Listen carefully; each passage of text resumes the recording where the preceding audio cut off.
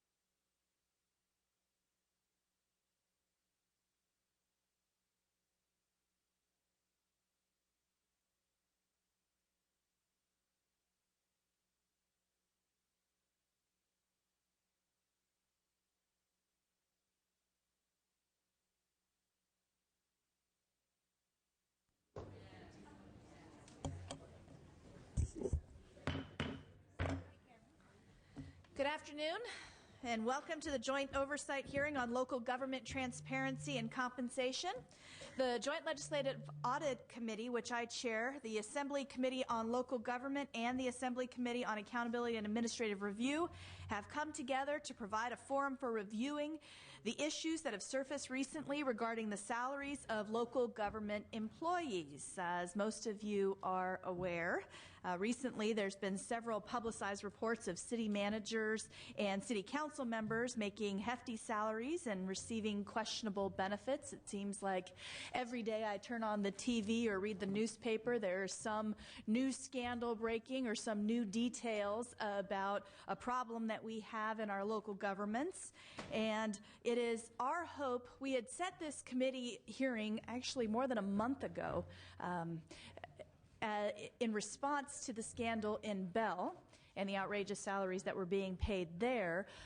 So we didn't time this hearing at all related to the arrest that happened yesterday, but certainly that's on everyone's minds. But my view of this oversight hearing is, and we haven't had a hearing like this in the legislature since 1987. 87, I believe, on compensation for local governments. So the hope here is that we get kind of transparency 101 and an overview of who's watching which different government entities that we have in the state of California, and not just focusing on what's happening in Bell, but taking a bigger, broader view of it, because if we have holes in transparency now, this is the time to fix them. And certainly now that we have all this attention on local government, it gives us that opportunity to take that bird's eye view and say, why did this happen? Are there ways that we can prevent this from happening in the future? And what are the best steps for the state to take from here going forward? Now, we did on a bipartisan basis introduce a number of measures dealing with this issue. Not all of them, actually most of them, did not make it out of the legislature in time for the end of this legislative session. But certainly I'm hoping that some of the speakers that we have today will comment on those different proposals if they think the state's being too aggressive, not being aggressive enough. My piece of that package was transparency. I felt that all levels of government, from constitutional officers to the legislature to supervisors and counties and city councils, should all be posting salary information on their websites so that the public has that information and it's easily accessible. That bill died in the Senate, so it is not going through the process now, but it's certainly a big piece that I think is something that we should be looking at, because the part that bothers me the most about what is happening right now in government is that people are losing trust in their government.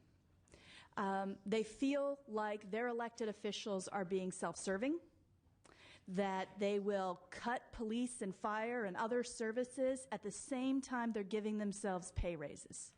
And that is a serious violation of public trust. And that's why we're all here today concerned about this give and I'm sure that we're going to have a lot of great testimony from our witnesses today. But before we get there, I would like to give the opportunity to give opening remarks to the chairs of the other two committees that are doing this joint oversight committee. We can go in any order. We'll go to Assembly Member Hector De La Torre, the chair of the Accountability Committee. Thank you. Thank you. Chair, I appreciate the opportunity to do this joint hearing. While the criminal matters in Bell may be unique, and for those of you that don't know, Bell is in my district, and I have been spending quite a bit of time on that city, the issue of transparency in local government compensation is statewide. That problem exists everywhere. Taxpayers deserve to know what their government costs them, as Chair Huber just mentioned. Our committee did the survey that is, I think, part of the packets, and we asked all 119 charter cities in California to provide information on base salaries and total compensation for mayors, city councils, and city managers. All but 7 provided all or some of the information by this morning. Those 7 being Bell, and you could understand why they were not responsive. They're kind of busy right now.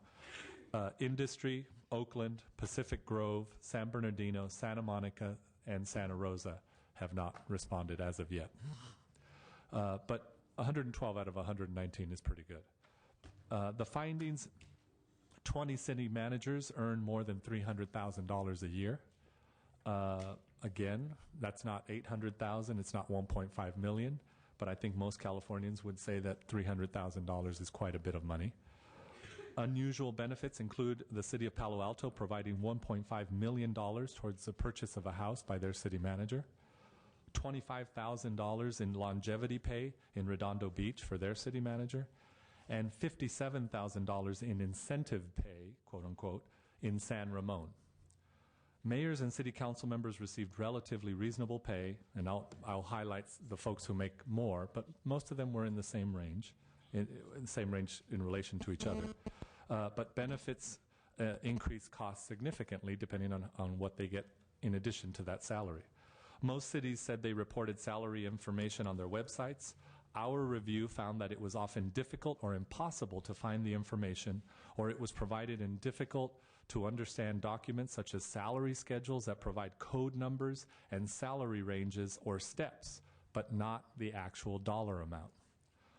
Very few cities include benefit information, even though that is a significant cost. Total compensation, including benefits, can sometimes be double the base salary. I found instances where the certain administrators were getting over $100,000 in addition to their base salary. That's a significant amount of money that needs to be made public.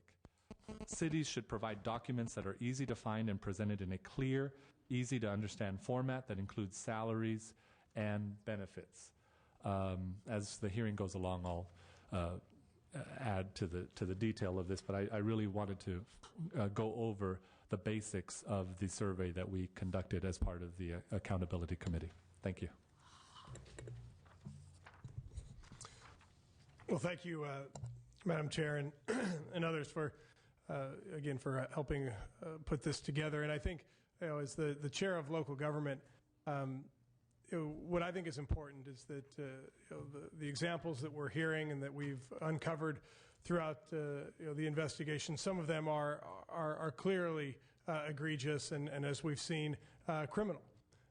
However, an overwhelming majority of people that are serving in city council, county board of supervisor, others are doing it the right way and are judicious with taxpayer dollars and are monitoring their city employees and making sure that especially in these tough fiscal times, that they are getting the best deal for their residents.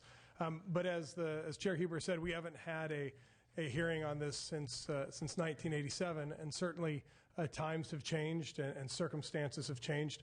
And I look forward to hearing from the witnesses and some of the experts to help the legislature guide as we move forward potential legislation. I've said this before that John Wooden had a quote that he said, "You always want to be quick, but don't hurry."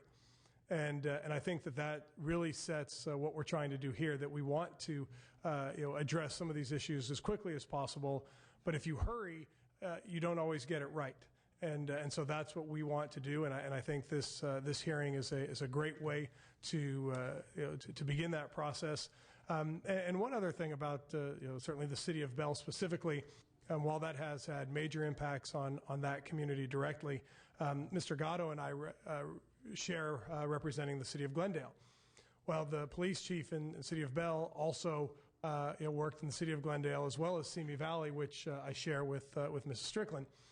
And both of those cities, Simi Valley and Glendale, are on the hook for the pension pay, for a portion of the pension pay of Mr. Adams, who received his huge bump while he was working for the city of Bell. And while those cities, Glendale and Simi Valley, were operating in a good manner, they now have to pay the price, and their taxpayers and their residents are on the hook for that. And that's something that I think we really have to look at ways of closing that loophole. So again, I thank the members who came up today just specifically for this hearing because of the importance. You see, we've got members of both parties. We have members of both houses here because we realize how important this issue is, and we'd like to move forward with the hearing. Great, thank you. So the format we're going to have is we're going to follow the agenda, but as you see, we do have a lot of witnesses testifying. So I'm going to try to keep us focused on the topic that's the specialty for that individual that's testifying. We've got all levels of government covered on this agenda, so that we get through everybody and we're not still here at 6 o'clock. I will try to be respectful of everyone's time, but ask the state auditor come up, who will start us off on the state auditor's role and some of the areas that she has already looked at on regarding compensation and how we can get to the bottom of some compensation practices, certainly from a state perspective. And after we go through everybody on the agenda, we will have public comment. So if you stay through the end, I can promise you at least a minute per person for public comment. But if everybody wants to speak, I'm not sure that we can go much longer than that. So Ms. Howell, the state auditor. Thank you. Thank you, Madam Chair, members. For the record, my name is Elaine Howell. I'm the California State Auditor. And what I intend to discuss with you is a couple of issues. One is clearly any oversight that the State Auditor's Office has provided with regard to compensation. We have not done work at the local level in recent years, but we have done some work at the state levels. And I'm going to talk about that because I think there are some parallels in the analyses that we did both at the University of California and the California State University when we were looking at executive compensation in those two audits that were requested by the legislature.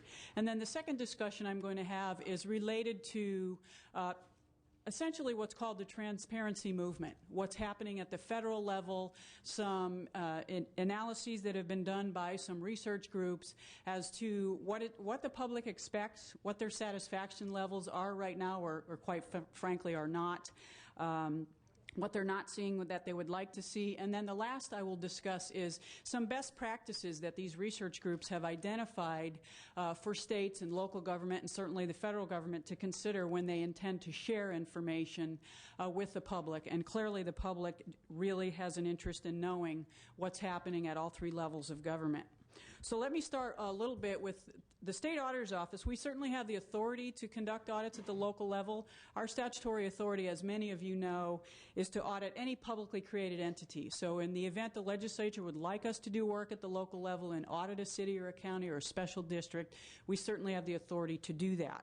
But in recent years, we haven't been asked. We've really been focusing at the state level. But the two audits that we did conduct are University of California, and that was looking at executive compensation. And similar to the Bell situation and other situations, the concerns arose when there were some Public Records Act requests from the San Francisco Chronicle and others about increasing salaries for executives at UC. At the same time, they're raising fees for students and because of budget concerns.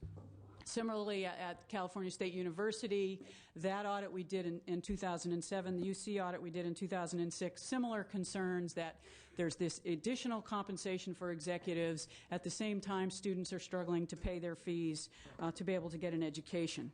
So just three key themes that I want to talk about that came out of those audits. Certainly one is the central information, having all of the information in one centralized location regarding compensation of employees. So neither university systems really had a centralized database or some central kind of system where either the Board of Regents or the Board of Trustees for those respective universities or the public could go to a source like that and say, what are these individuals being paid and what is their overall compensation? So that was one concern. Certainly at both university systems, we saw that they did have compensation policies. However, in many, many cases, there were exceptions granted to those policies. In fact, when we conducted the UC audit, we said exceptions were being granted on a regular basis. So, for example, a housing policy is the maximum housing allowance we're going to provide a president of University of California system would be $53,000. Well, we saw exceptions granted where UCLA, a dean, was granted a $250,000 housing allowance. Someone at UC Riverside, $187,000. So we had concerns because you've established a threshold, but you're granting exceptions more regularly. The exception is becoming the norm rather than the exception. And we saw something similar to that at the California State University system as well, where there were similar allowances, relocation allowances, costs to pay for moving expenses, and there were limits on monetary limits on those, but again, exceptions were being granted either by the chancellor or by the individual campus presidents for individuals joining the CSU system. So we had concerns about that. And then both audits, the legislature was very interested in understanding disclosure. Who is this information disclosed to? What essentially is being disclosed? And we found that much of the information was not being disclosed to either the Board of Regents for UC or the Board of Trustees for CSU. In some cases it wasn't required. In some cases it was required. It just wasn't being done. So, for example, the Board of Regents is making a decision about a salary for a UC president and making a decision to provide a salary of $350,000, not having full knowledge that the Office of the President had provided a $150,000 housing allowance or a $60,000 payment for moving expenses, $10,000 allowance for a vehicle, et cetera. So when the Board of Regents is making a decision about salary, they're not looking at the entire picture and making a fully informed decision. So we certainly made recommendations to UC related to that. And we found similar circumstances at the California State University system. So quickly, I want to step through some of the recommendations we made to those two systems. I do want to report that I visited the UC website recently, and they really have made some significant changes in their disclosure practices and in some of their policies. They actually do have some information that's very transparent on their website, very easy to find, which I was pleased to see. Unfortunately, CSU does disclose some information, but not comprehensive information and not as easily obtainable. But recommendations, we felt that there needed to be a classification of compensation. When we looked at the UC system, we saw at least 13 or 14 different categories of compensation. 13 or 14 different types. The CSU system, there were 11 or 12 different types of compensation. So we need to make sure we classify these in standard categories, so when you're comparing perhaps one CSU campus to another, you're able to see what type of compensation is being provided to deans or presidents or whomever at these various universities, so you can compare apples to apples. Be very specific about the types of compensation that should be included in the retirement calculation. What we found in the audit, I'm pretty sure it was the UC audit, where they were using auto allowance and housing allowance as part of the calculation to determine someone's eventual retirement compensation, which was not appropriate, and they did take corrective action with regard to that. But that needs to be very clear and very specific. If you're going to set limits on non-salary compensation, such as housing allowances or auto allowances, you need to abide by those. So you need to have a mechanism to monitor compliance with those. The University of California actually went out and hired a compliance officer, and one of her responsibilities is to look at compensation on an annual basis, report to the Board of Regents the overall compensation, and comparing campuses and positions to one another, and fully informing the Board of Regents of the discussions. Disclose all forms of compensation. What we found is salary is disclosed and perhaps a housing allowance, but again, that individual may be receiving an auto allowance, may have received a low-interest loan, may receive additional salary or compensation based on teaching additional classes or a stipend, those sorts of things. If you're going to disclose anything, disclose it all, so that anyone from the public or within the university system in this particular perspective, and certainly if we're going to do it for local government or state government, let's disclose everything. So that was another recommendation. And then, again, I already mentioned it, but establish a process to ensure proper monitoring and compliance with those compensation policies. If you're going to establish policies, you need to make sure you abide by them, and an exception truly is an exception rather than becoming a normal practice. So those were the key findings, recommendations that we had related to the two audits we did at the state level, University of California system and California State University system. So now I'd like to shift and talk just a few minutes about transparency in government and this growing movement. Clearly, transparency and easy accessibility to government spending of public monies is important to the public. There was a recent survey done by AGA, which is the Association of Government Accountants, how important is it to citizens across the country? And it was overwhelmingly, 85% of people said, I want to know how the government is using my taxpayer dollars, and I just feel that I'm not able to find that. I'm not satisfied. The dissatisfaction, those individuals who are not satisfied, both at the federal, state, and local level, exceeded 50% in most cases.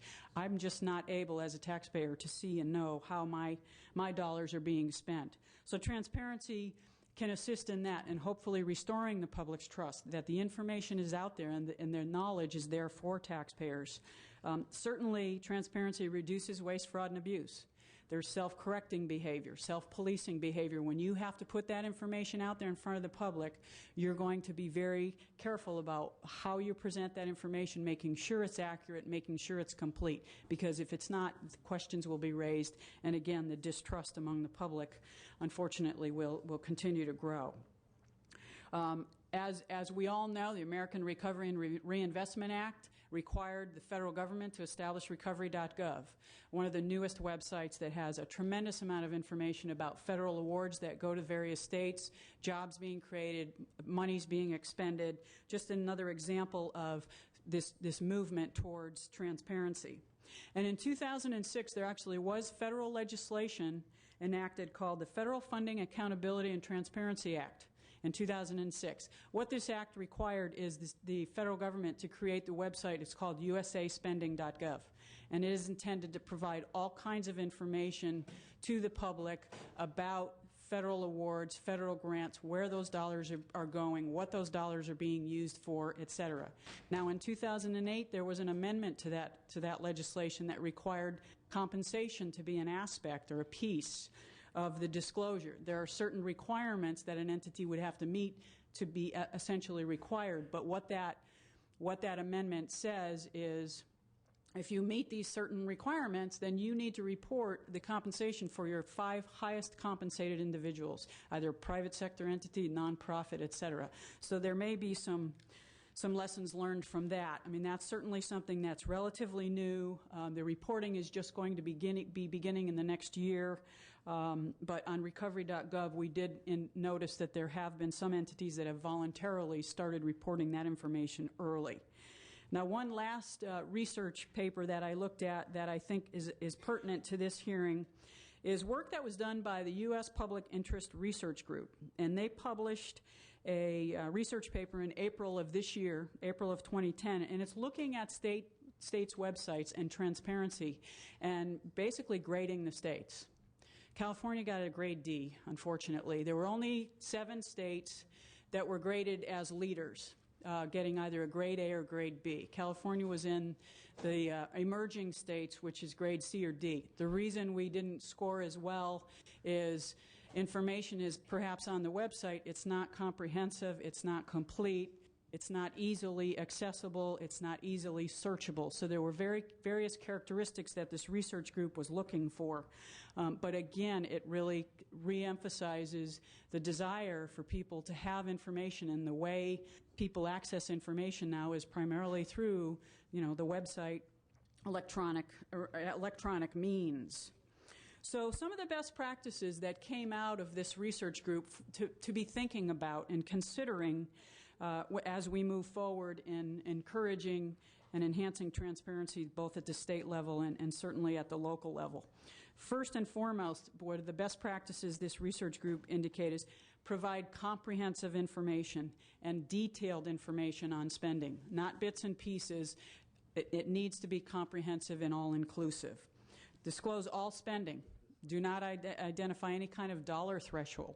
Let's not say we're going to disclose salaries that exceed $400,000 a year or $500,000 a year. Let's disclose everything, all compensation from that perspective. It needs to be timely. There needs to be a process to assure that the information that's disclosed is accurate and complete. So there needs to be some mechanism for monitoring that information and verifying that information.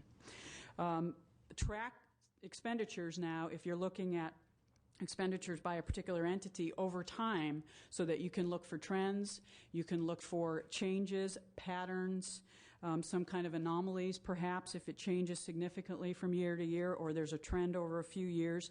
Track the performance. If you have policy goals and your expenditures were for an intended purpose, let's try to tie those expenditures on the website so this is what our intent was and this is what we were able to accomplish with these expenditures. And finally, already mentioned by a couple of members already, is the websites need to be user-friendly, the information needs to be easily searchable, easily attainable, and certainly the encouragement is for this one-stop viewing. You go to a centralized portal, it's very easy to understand. If I want to look at compensation, I go here. If I want to look at expenditures here, grants, contracts, etc. So those were some of the key best practices that were identified by this research group that published this paper just a few months ago. So that, I wanted to keep my presentation fairly short. If you have questions, I'd certainly be happy to answer those. I know you're interested in many of the other panelists here today. And Thank you so much. I really appreciate particularly the citations to other research that telling us how California is doing. We have a question from Assemblymember Strickland. Thank you very much. Do you know what laws are in place that ensure that local governments do not knowingly submit reports that are inaccurate? I unfortunately am not aware of any specific laws that require that. The Comptroller's Office may, because I know much of the information they report, they're required to report up through the State Comptroller, but I'm not aware of specific laws. Nor possibly any penalties that there might be for a city that knowingly submits false financial information? I don't have information on that. I'm sorry. Okay, I'll ask them. Thank you. Assemblymember Buchanan. I may need to re-ask this question when the controller makes the presentation, but I'm just curious, what role do outside auditing firms have in auditing a city like Bell and making sure that expenditures are spent properly? Right. The controller can handle that as well, but usually when an audit entity goes into an organization to conduct the financial audit to make sure that the finances are accurately present, if personnel expenditures are, for example, my office, the majority of the cost for my office is people, because that's what we do, we audit. So we have an external auditor come in every year to look at our finances, and they look at the personnel expenditure overall. It's about 80 to 85% of our budget. They may not specifically look at, well, what's Elaine's salary and what other perks is Elaine getting, which is none. But you go in as an auditor and you look for materiality. So if I see that somebody's finances, 80% of their finances is personnel, I'm going to focus a lot of my attention there. But I may not necessarily drill down to look at specific individuals. Now, a controller may have additional perspective on that, but a financial audit to issue an opinion on financial statements, you're not necessarily going to look at compensation unless that entity specifically asks you to do that. Well, all I know is my experience from both the private sector and 18 years on school board is that our auditors would always take a sample of each area, and depending on how large the sample was, depended on the magnitude of the expenses or transactions in that area. Right. And I probably need to re-ask this question when the Comptroller's Office talks, but it's just amazing to me, given the level of fraud that went on, that these abuses were not picked up by an outside auditor. Right, and one thing I didn't say that every audit organization should do when they go in and audit an entity is to look at the control structure and test to determine whether or not the controls are working. Right. Because again, as I was saying, looking at patterns, if you see a significant jump in your personnel expenditures, well, why did that happen? Did you bring on more people, or was it exorbitant salaries, or for some other reason why your personnel expenditures went up? But you certainly, every time you conduct an audit, you need to look at controls, and it's my understanding from the report the controller issued today is internal controls were non-existent in this particular situation. So I would have expected an auditor to have tested those. Okay. I'll ask more questions later, but thank you. Thank you. I think that it is good to make sure that everybody else knows that the Comptroller's Office did issue at 10:30 this morning their Administrative and Internals Accounting Controls Audit Report for the City of Bell, and that is available publicly on the Comptroller's website, and each member was handed a copy today for today's hearing. Senator Alquist. Thank you. This is the other Elaine. Yeah, that's right. The other Greek Elaine. Yes. Both Greek Elaines, yes. That's right. Given the rules that govern charter cities, and all my cities are charter cities, Mountain View, Sunnyvale, Santa Clara, San Jose, and Gilroy, how can we best use you, the state auditor, to truly have a better understanding of local government transparency, particularly when it comes to compensation? Well, we could certainly, as I said, do I'm sorry. differently? Well, what we could do differently is we certainly have the authority, as I indicated, to audit any publicly created entity. What we also have that I didn't discuss is a what's called a high-risk program in California, and my office is required to carry out the high-risk program, which essentially is to kind of keep an eye on things in California and identify issue areas, departments within the state of California that are at high risk of mismanagement, waste, fraud, abuse, etc. The way the statute reads right now is that is limited to state agencies, essentially state entities. If that were broadened to local government, which is similar to what our traditional statute allows us to do, it's to audit any publicly created entity, we would be able to self-initiate and go out to local entities and look at compensation, perhaps on a sample basis, or on a periodic basis, as far as looking at a sample every year of different entities, charter cities, pull a sample every year just to make sure that they're following their appropriate laws, et cetera. Thank you. My last question is that I see so many times that when somebody does an audit, that the entity that really needs to be looked at is hiring the auditor.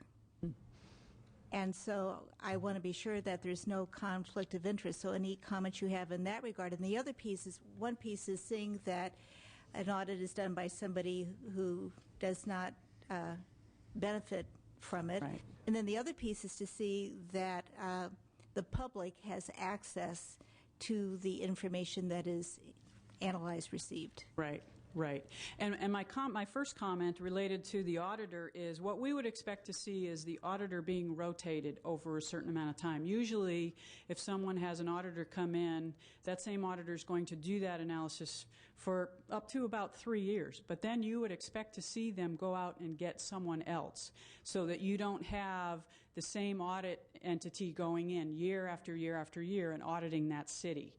What we do, we audit the state's financial statements, and some people may argue, well, you do the same audit year after year. But what we do is we rotate our staff, so we don't have the same people working on the financial audit every year. We rotate so we have a new, fresh set of eyes looking at that information.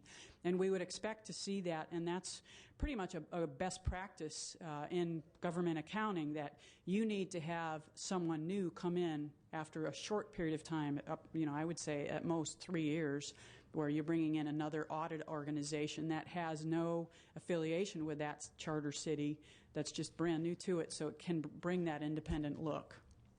And I think you've addressed the access, already. So thank you very much. Thank you. Thank you so much. I don't see any additional questions for the state auditor. This is probably a good time to bring up the controller's representatives. We have John Hyber, the Chief Operating Officer, and George Lolas, the Assistant Chief, Division of Accounting and Reporting, if we can get them up. As the controller's office, in the current structure that we have, they get copies of the local government audits. So we'll be able to get a better sense of when these audits are completed and they go to the controller's office, what kind of reviews are happening to those audits. Thank you, gentlemen.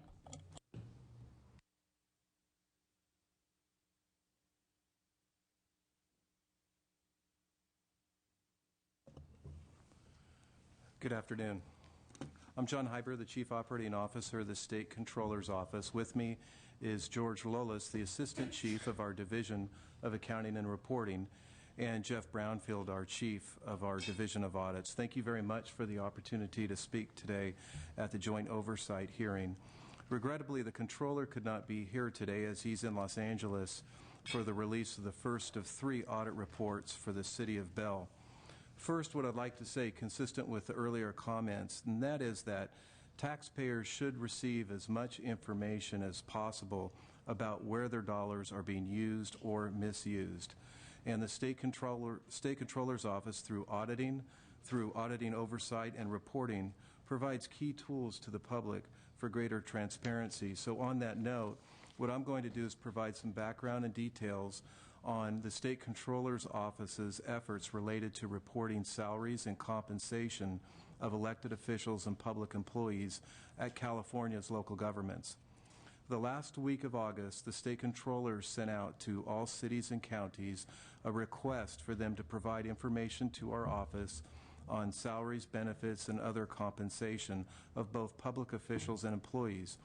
Before making this request, our office worked with representatives from the League of California Cities and CSAC and several other local governments to develop a request that would provide accountability and transparency while providing useful information in a meaningful format.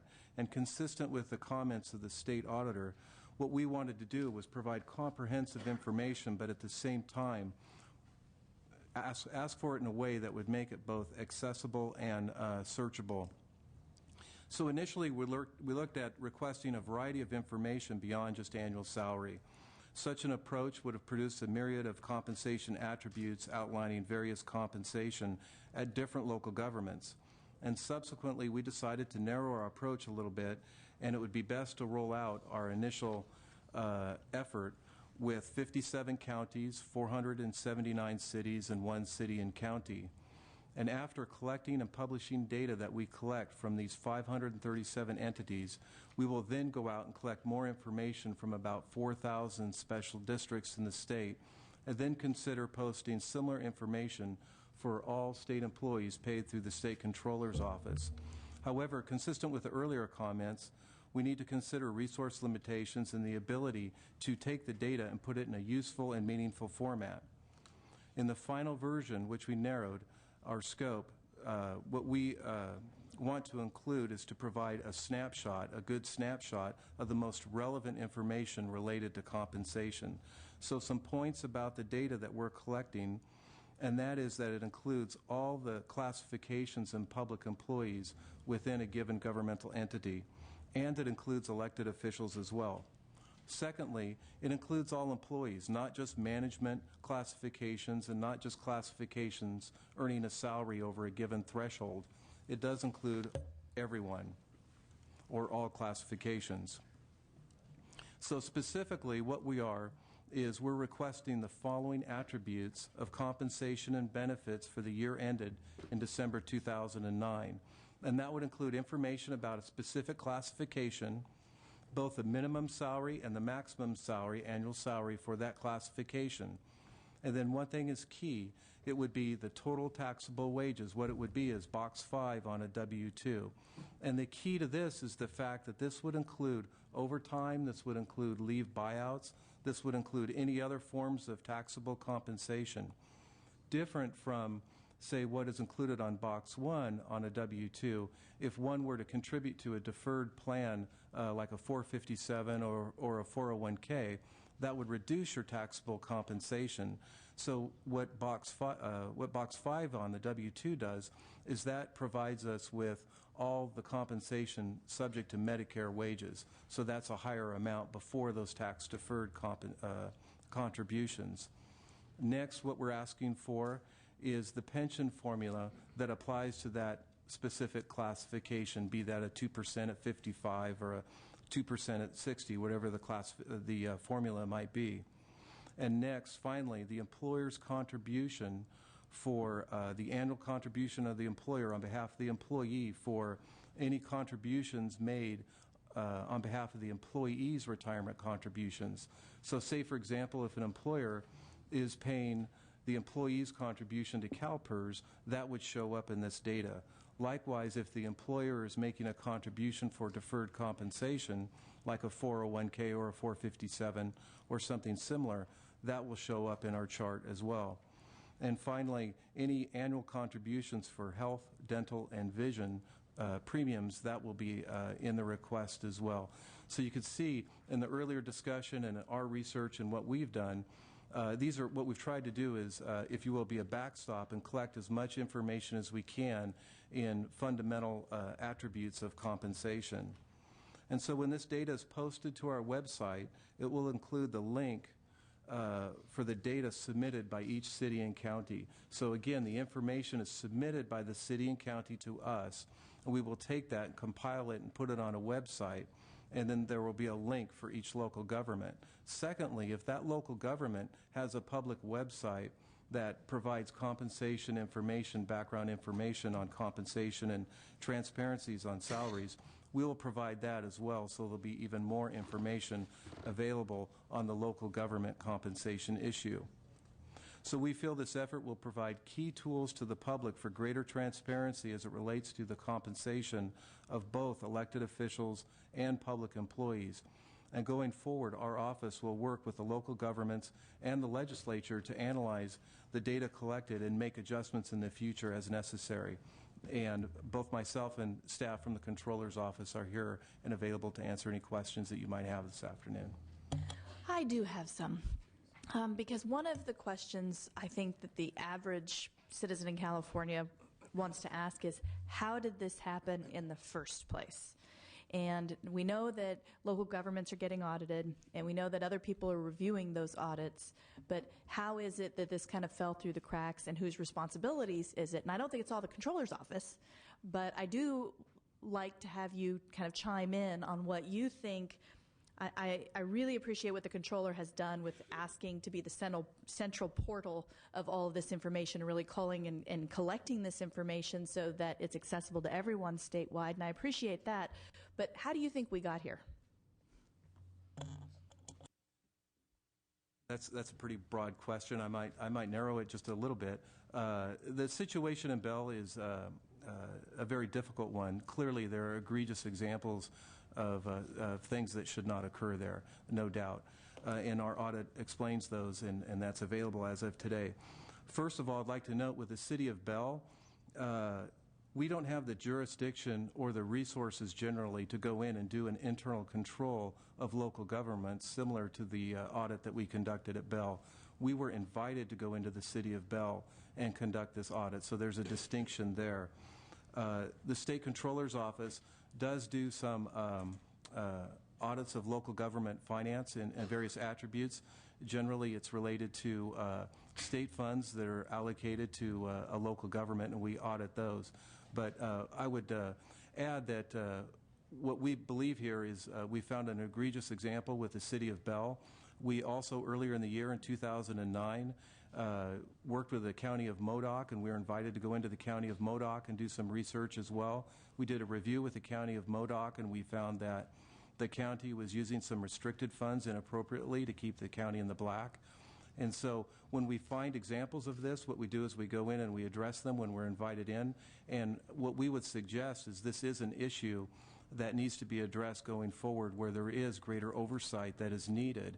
And the Controller is now working with our office and others on developing a plan to bring forward for the next legislative session. Thank you. Assemblymember Buchanan. I'd like to get back to the audit question, because I read your summary and just sort of skimmed over it since we just got this report. But I just find it unbelievable that an auditor wouldn't be able to figure out that you're depositing bond funds in the wrong account. I mean, there are certain basic things that any auditor should be able to uncover. I mean, I understand that when you're randomly selecting invoices or something like that, sometimes something can fall through the cracks. You may not catch it one year and you'll catch it other years. But some of what was going on here was so egregious, it seems to me that any auditor should have been able to pick it up. Can you explain why that didn't happen? I don't know if I can explain why to that particular question. I'll note I earlier mentioned the County of Modoc, and with that review, we recommended that the CPA that conducted the independent audit there, we reported them to the Board of Accountancy. Likewise, with the City of Bell, there are some serious questions here, and we have the same question that you have. And then specifically for questions related to that audit and the ongoing review, because we are conducting a quality control review with the City of Bell, I would defer to Jeff Brownfield perhaps to provide you with more specific background if you would like more details on that issue. Yeah, I would like to know how the auditor was selected. I'd like to know, I assume if we find clear violations of standard auditing procedures, we will be reporting this audit, and whether or not there's any errors in emission insurance or anything else that would, is there liability where that the auditor has in terms of recovering some of this money.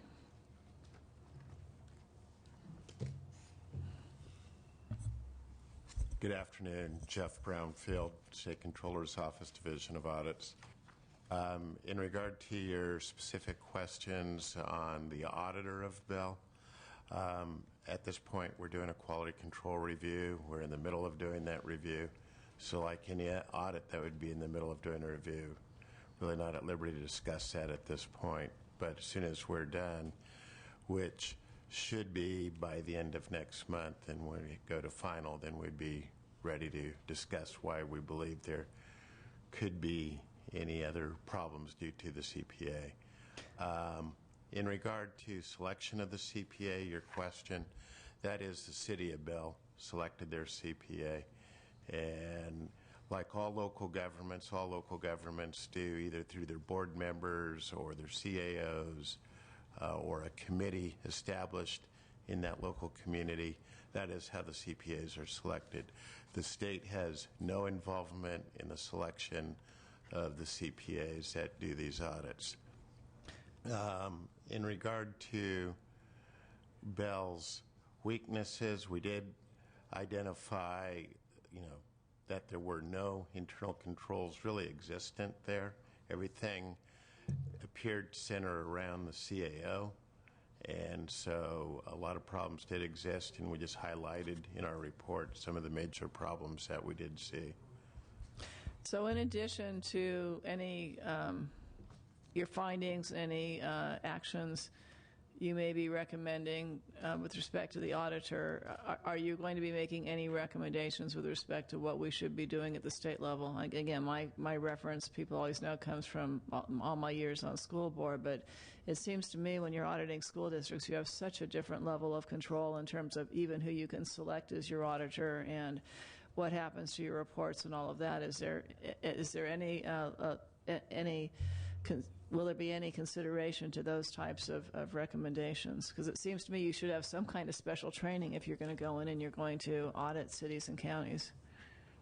The short answer is yes. We will be making recommendations later.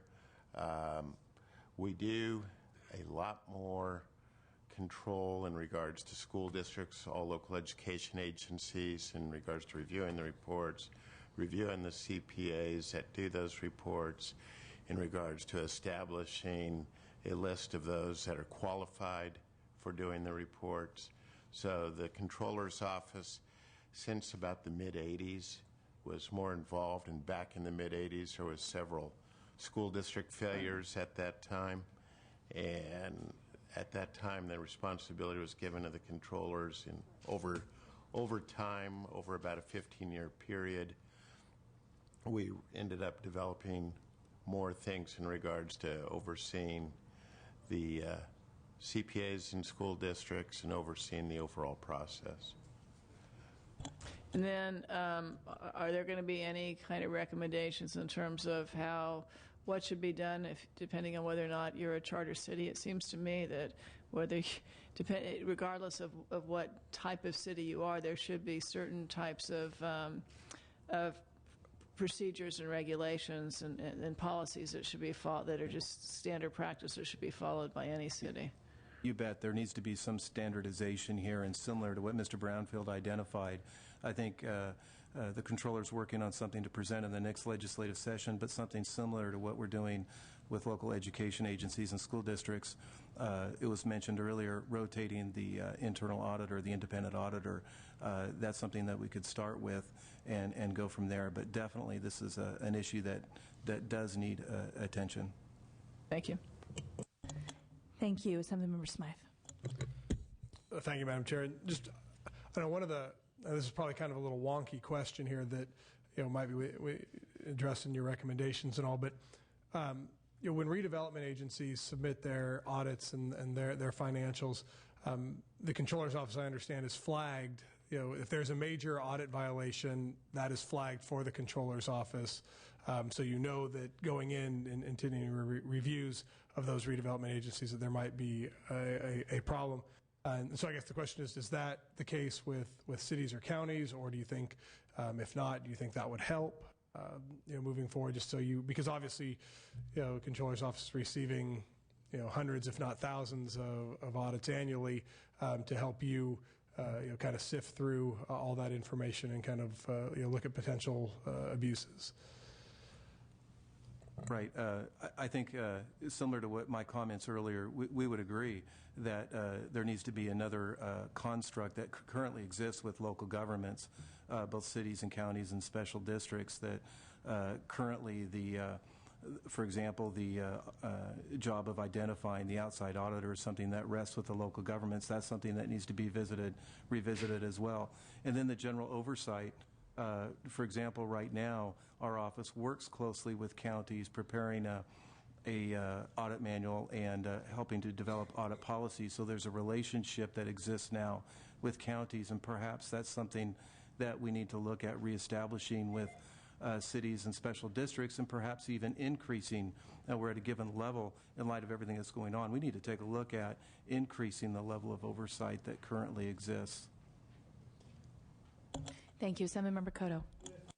Question the auditors. I noted and I haven't had a chance, as the other members also have not had a chance to review this report, but I did note on that the first recommendation, not the first recommendation, but the first comment that is made in this report, it says that based on a review of a very limited sample of transactions, and then it goes on to say that the Bell City Council approved arbitrary salary and benefits for the former CA, or Chief Administrative Officer, without any accountability for performance.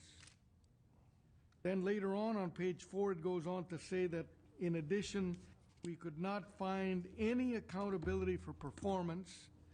And then it goes on to say that then what he did was he also granted salary increases to his top administrative staff, again without any accountability for performance. And I'm wondering whether if we were to, or maybe in your experiences, whether this is a problem that is more rampant than just the city of Bell, I guess would be. That if you were to evaluate the process for providing salary increases to other administrators up and down the state, whether it is really based on performance, on as you say, for accountability for performance, or whether it's merely the city council being told that things are going well, and if there are no scandals, then you just keep granting salary increases. Do you mind commenting about that? I'm just afraid that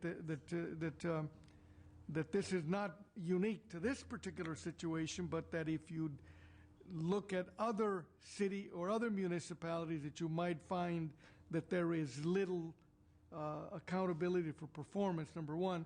And then the second thing related to what the auditor says, how transparent is it? Does the public know? Is an example what specifically a top-level administrator or mid-manager is being held accountable for. In regard to other cities, I don't know. I can't comment on that. In regard to Bell, I can tell you we looked for anything potentially possible to show that some measurement was taken. We could not find anything. And that was one of the areas, I mean, we looked for, we asked staff there for information, and we came up dry.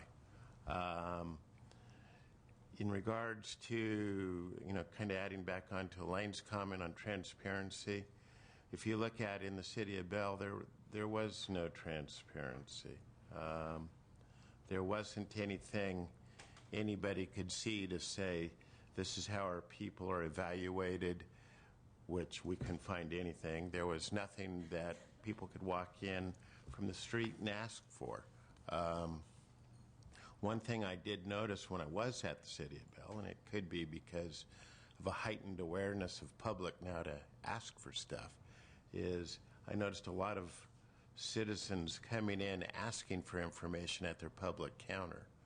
And, I mean, these are types of things that citizens themselves could ask for that there was nothing there for them now.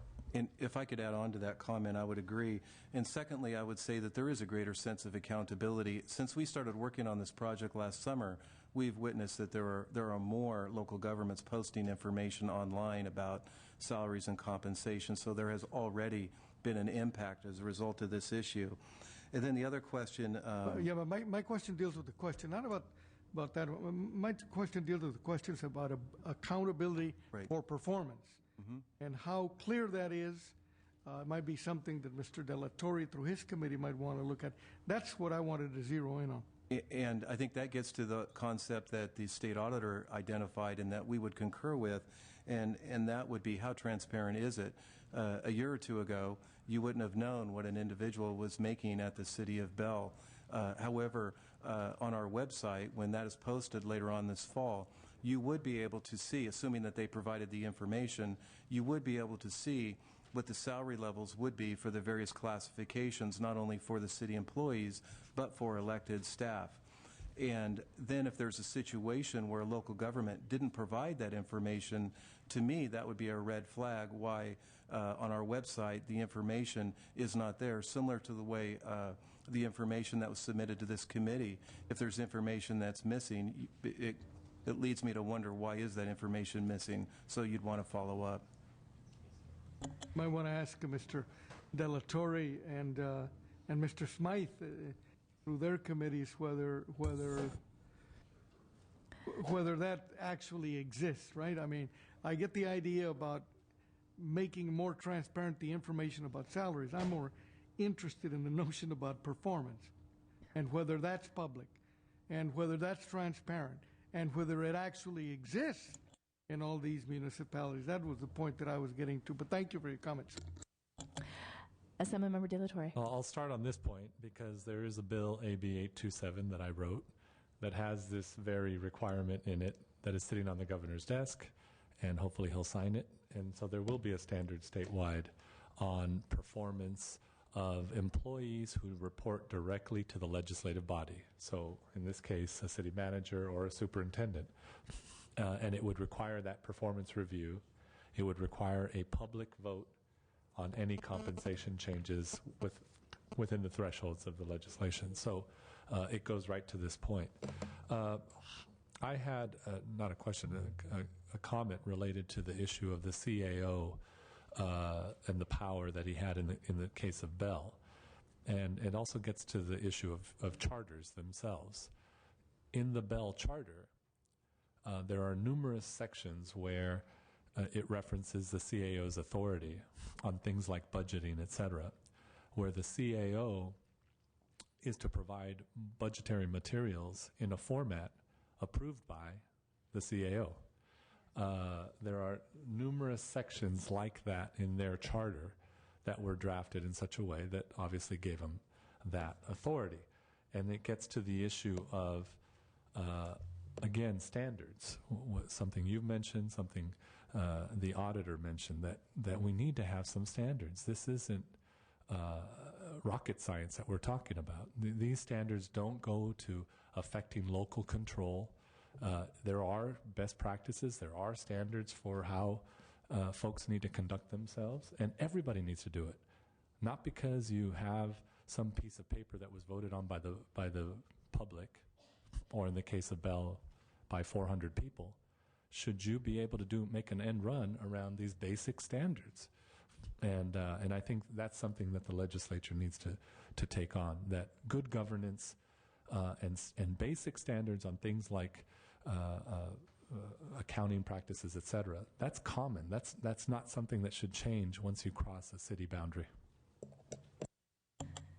Yeah, and I think another point there that's more just a comment is, I know the Comptroller's Office is coming up with recommendations for things that we can authorize that would help you all with doing more oversight, but I think it's also important for us as the legislature to include ourselves in that discussion, because the last thing we need to be doing is adopting oversight and transparency issues for local government that don't apply to ourselves or to other levels of government. So Ms. Strickland had a question.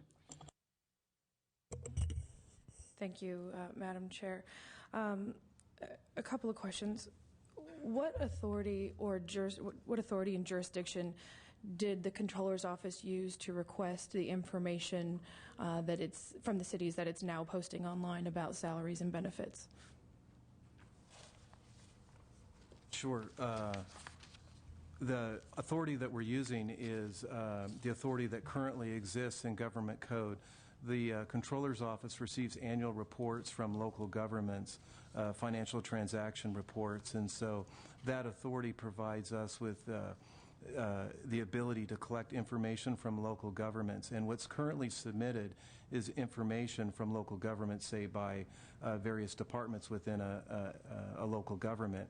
And so the information that we're requesting is a component of that information, so it's roll-up information into the total. So it's in effect similar or the same as the information that we're already requesting. It's the support information that we're requesting as a part of the original request. And also that portion of the government code states that the controller can ask for other information the controller requires.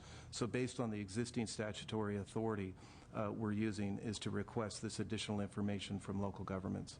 It's requested on an annual basis. Assuming that all of that information is indeed accurate, is there any information that you would like from cities that you do not currently have the authority or jurisdiction to require from them? Well, like I said earlier, that's a very good question, and what we are looking at now, I think in the area of oversight and accountability as it relates to local governments, I already contrasted what we currently work on with counties, our relationship with counties, and we would think it would be appropriate to evaluate all local governments and, as it was mentioned earlier, say rotating outside auditors, things of that nature, and greater levels of oversight to the local governments. We would concur with that and are preparing a proposal for the next legislative session. To clarify a point you made earlier, you had said that you were invited into MODOC, you were invited into Bell. Mm-hmm. Does the Comptroller's Office need an invitation in order to conduct an audit of a local government entity? For an audit of this nature, it was an internal control audit. We were invited into the city of Bell, and we currently don't have the statutory authority to go in and conduct this type of audit unless we're invited in. Okay. And are there code sections that the controller can use to solicit the information he needs in order to provide that oversight? So are you feeling like there's additional statutory authority you need in order to do this type of audit, if this type of audit is indeed necessary to ensure taxpayer dollars are being spent correctly? Well, I would say that in this case we were invited into the city of Bell. Currently, if we wanted to do this type of audit within the city of Bell, it's a matter of jurisdiction and resources. That's my question. What type of jurisdictional authority do you need to be able to do this? And currently we're developing a plan working within our office based on the issues that we're learning about with the city of Bell and, for example, our relationships with and other audits of local governments, and developing a policy that we will present in the next legislative session to take a look at this, because we would agree that additional oversight is warranted. Do you know of any laws in place that ensure local governments do not knowingly file inaccurate reports? With the Comptroller's Office? Correct. Right now, I'm not aware of any penalties against local governments for filing inaccurate reports, although there are penalties for local governments that file reports with our office that are late. Okay. I think one of the folks testifying up here had mentioned that, as active citizens, we need to go to the counter and demand to have the appropriate information shared with us about the salaries. But it turns out that there were individuals who did make Public Record Act requests to the city of Bell, and that they were forged by the city manager, and that the city manager lied in these public record requests. It seems to me that this body would and very seriously consider making a requirement that requires people who submit, cities, local governments, counties, and to require that they have truth and accuracy in the information that they file. If we have cities that are submitting inappropriate, inaccurate, false information, then we can't make good decisions. I actually had carried legislation within the last several years that said information submitted by the departments and agencies of the state in giving reports to the legislature, the head of that department has to certify under penalty of perjury that the factual information in that report is accurate. It seems to me that that would have served us well here as well, too. What does the Comptroller's Office do to combat false information in reports? You mean in reports in general, or reports? The reports that are submitted to the Comptroller's Office from the cities and local governments that stipulate as to their financial information, like expenditures, like revenues, those kind of things. Sure. What do you do to combat false information being given to the Comptroller's Office? Right. Well, sometimes it's an error, and we work with local governments when we receive information. We have staff who review it with local governments to make sure it's correct. We try to bring it to their attention so the information that we do eventually publish is correct, and it is as best as we can make sure it's appropriate. Now, some of the information that we do receive from local governments is unaudited, and so we do the best we can to make sure that the information that is posted is correct and accurate. So the cities submit to you annually information where they get their taxes, where they get their fees, where they spend their money, the special district money, all of that. They give it to you. You put it together. And when you see something that likely sets off a red flag, what does the Comptroller's Office do? Or assuming it does set off a red flag and someone's had to all of a sudden salaries in the city of Bell jump by 47% in a year, what do you do with that information? What are the procedures and processes in place to provide a check to what's going on in our cities? Do you merely just gather and then regurgitate that information, or are you also a check and balance to what's going on in our local government? Well, I think it's important to distinguish what occurred with the city of Bell and the type of review that we typically would conduct with a city or a local government, a city, for example. Again, the issue with the city of Bell is hopefully a unique one that is not widespread. No doubt that there are egregious examples of improprieties. On the other hand, when we get information from other local governments on reports that are incorrect, or we find things that we believe to be inaccurate, like I said, we work with the local government, try to correct it, and in my time with the State Comptroller's Office, I can think of several examples in the last year where we've worked with the local government or taken it up to the next level and tried to get a correction so the information reported is correct or is changed so it's correct on the part of the local government, or take it from there and take whatever measures are necessary. Thank you. Thank you, Ms. Strickland. I'm sorry, but just a couple more questions. Were the reports that were submitted by the City of Bell to the Comptroller's Office accurate?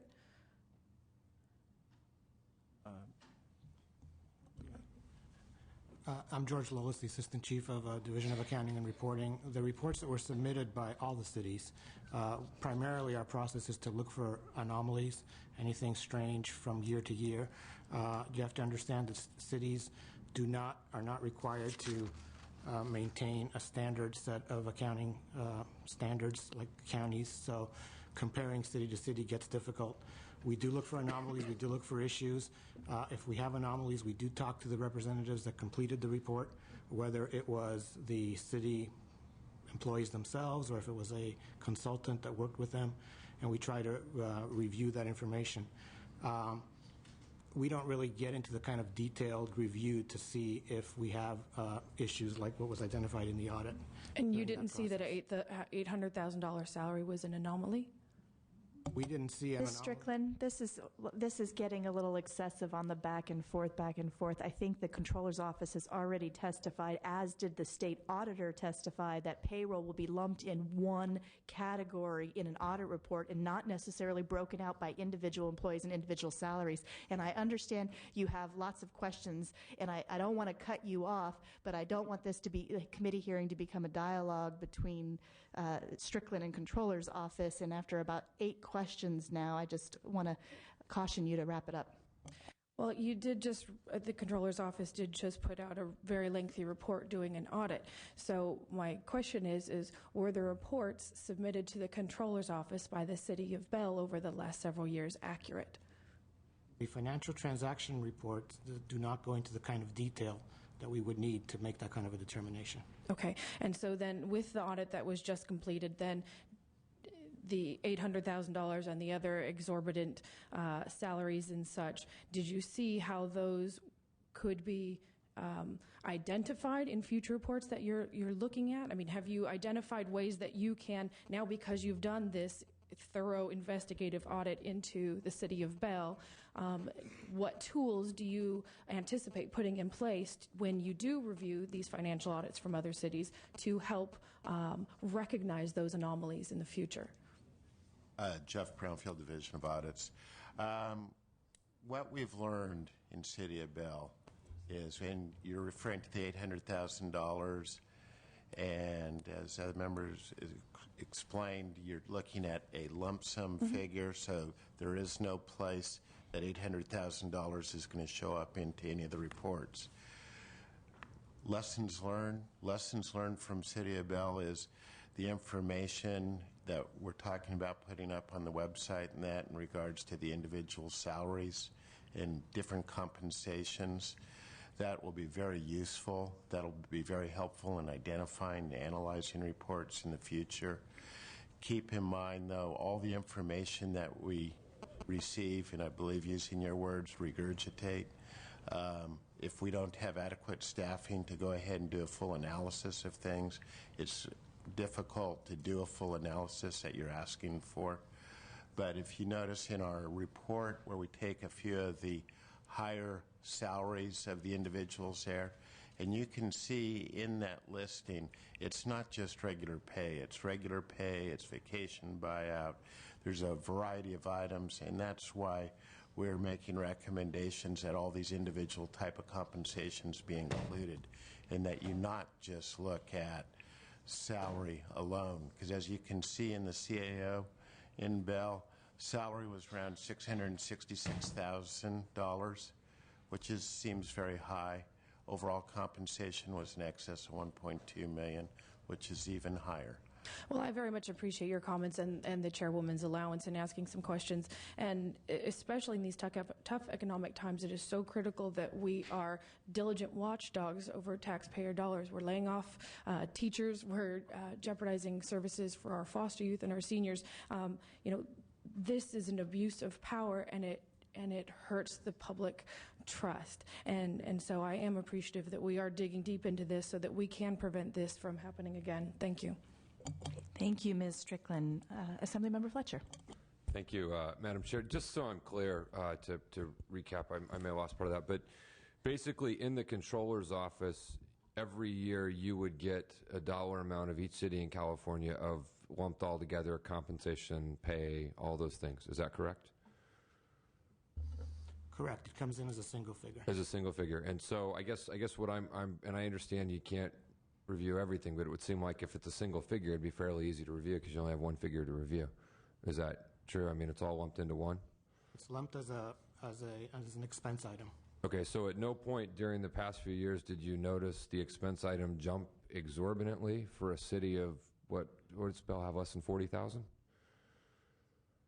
That one single item, I know you can't review them all, but if it's just one single item, you didn't notice that? Right, but we have 479 cities submitting the reports, and we're doing... So it's 479 items, and you didn't notice year-over-year massive increases in one of 479 items? That is one item. That is one. I mean, 479 items really isn't that much. You can kind of scroll through that in a spreadsheet fairly quickly. I understand, but the payroll or personnel expense item is one item of several items. What are the other items? So it's... Because I thought it was just lumped into one item. It's a functional financial transaction report. So we're getting information as far as expenditures are concerned, talking about just different functional activities. So you're going to have public safety, you're going to have transportation, community development. So when you look at these reports, do you do the cities by size, or do you just like do them alphabetically? Like how do you look at them? Because it would seem like this would really jump out. If a city of its size, the compensation would kind of stand out a little bit. And that's a good point. We need to keep in mind, you brought up the example of the city of Bell.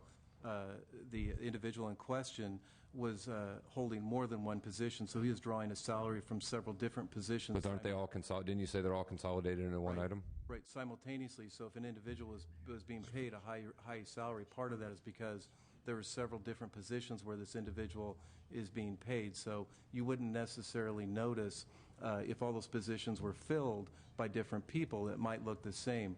And one other thing I'd like to... I'm sorry. So this is where you lost me earlier. It was my understanding that all of that was lumped into one category. So instead of having it segmented out by position, it's just all dumped into one. And so you can't segment it out. So now it is segmented out by position? No, that's not what I said. Okay, I'm confused. What I was trying to point out is that the individual in question held more than one position. So you had one individual holding several positions. And in this case, because the person is paid a higher salary, you would, based on several positions, that wouldn't necessarily stand out in a report. If each one of those positions were filled by individual people, separate people, it would look the same. And what I'd like to add on is in the report that what we're requesting of local governments, we're asking for the salary of each classification to hit on the point that you identified. And that is that we would be able to identify any single individual, any single employee. It is also going to designate if any of those single employees holds more than one position. So if you had one individual, say, who was the director of Parks and Recreation and the director of administration and maybe the director of something else, that's something we could sort out, and that would show up in the data that we're collecting from local government. One more question, but I guess, but you have a total compensation for all city employees category, right? It's broken out by function, so payroll will be spread out throughout all these different functions in this report. Okay, but do you ever total it up and say this is how much a city provides in compensation to all of its employees? We've never done that for this particular report, and that's what we're hoping that the new data that we're collecting. I mean, you could do that. It'd just be a function of totaling all of the individual ones. Here's what I'm getting at. It doesn't seem like it would be too terribly difficult, given, you have all these cities, to just say what's the total compensation, and then you can compare cities to cities. And so you would see one city of 36,000 people, another city of 36,000 people. Not only do they have exorbitant salaries, but they have the same person holding multiple positions throughout the city, which would make them much higher than a comparable city that's being well run. And it would seem like that would be a fairly easy thing to discern and would kind of jump out at you on a sheet. And I'm just trying to get an understanding of why that didn't jump out at any point. Maybe I can help a little bit with that, because I think we're kind of getting down into the weeds a little too much. When my understanding from the state auditor's testimony and from the testimony from the controller's office is if you have an expense item of, say, providing X service, it may show up as $900,000. There's no context to that number. If that's one person, it would be ridiculous. If you've got 7 people providing those services, then the expense number seems to make more sense. Maybe that, or 20 people providing those services, but you don't have that context in the audit report that you're getting. You have an expense line item with a dollar figure. Is that right? Correct. Okay. So maybe part of the problem is from when we're looking at state action and things that we can do to prevent is requiring certain pieces of information so that some of these red flags can pop up. I think transparency is a great way to start getting at it so that at the local level, the people who don't know how to read audit reports and certainly aren't going to spend the time reading audit reports get the information that they want to know, but also making sure that we're disclosing enough information and it's going up the food chain in a way that's going to send some red flags to the controller's office to be able to take action. Would that be a fair assessment? Yes. Just one final point and then I'm done. But each of these exorbitant salaries was reflected in some format in the information you've been provided. Not at that detail, and that's why we're asking for this. But the total dollar amount was in some category or some position. Well, buried within the financial transactions. Buried within the financial transactions. But you had the information on how much Bell was providing. But we wouldn't have the details, and that's what this new data request is all about. Thanks. Assemblymember Berryhill. Thank you, Madam Chair. And I just want to kind of try to simplify this a little bit because we just got this stuff. And so do I understand it in that the state controller's office can't do any audits unless they're asked to at this point in time? John? No, my point was on the type of audit that we conducted at the City of Bell. We were invited to go into the City of Bell. It's an issue of jurisdiction and resources. We were invited to go into the City of Bell up at the County of Modoc when we conducted a review there. We were invited to go to the County of Modoc to do that sort of review. So my point was that going forward, we do believe that additional oversight, this is an issue that needs to be addressed. Our office should play a role in terms of local government oversight. And so we're working on something going forward to present at the next legislative session as it relates to this issue, because it's clear the current construct is not sufficient. So we would agree that this is something that needs to be addressed for the future. Well, thanks, because I think that everybody out there that, as this thing unfolded, is just appalled at the fact that it was allowed to happen. And obviously, I think it's pretty widespread perception, at very least, that this isn't isolated. And so I guess my final question to you, are you going to come to us today with some recommendations that we can do at the state level? Because as much as a local control kind of a guy I am, this is something that I think maybe we have to take a look at and maybe do something to regulate these guys and not let this kind of stuff happen, because this is just a squandering of taxpayers' money. Bill? Are you going to give us some recommendations today on what we might do statewide? Well, I think it would be premature to give recommendations today. We're not completely finished with our review of Bell, with the City of Bell. We still have the quality control audit. There's the, what's the other? We're also doing an audit of the redevelopment agency, which is a separate entity of the City of Bell. We're doing an audit of all their state and state and federal grant monies they have. So a lot of those generally are either covered in a single audit or by individual state agencies. So we're going to cover all those at one time. But right now in the controller's office, you don't have anything that sends up the big red flag when this kind of stuff happens. We don't have those tools at this point in time.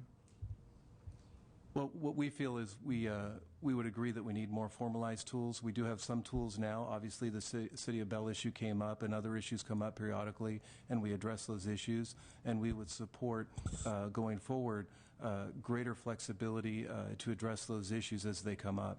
We would think that that's warranted. I look forward to working with you. Likewise. Thank you. Assemblymember Gatto. I'm going to make a suggestion to everybody. Obviously, this is a hearing, and we're here to go over different, to identify different problems in the system.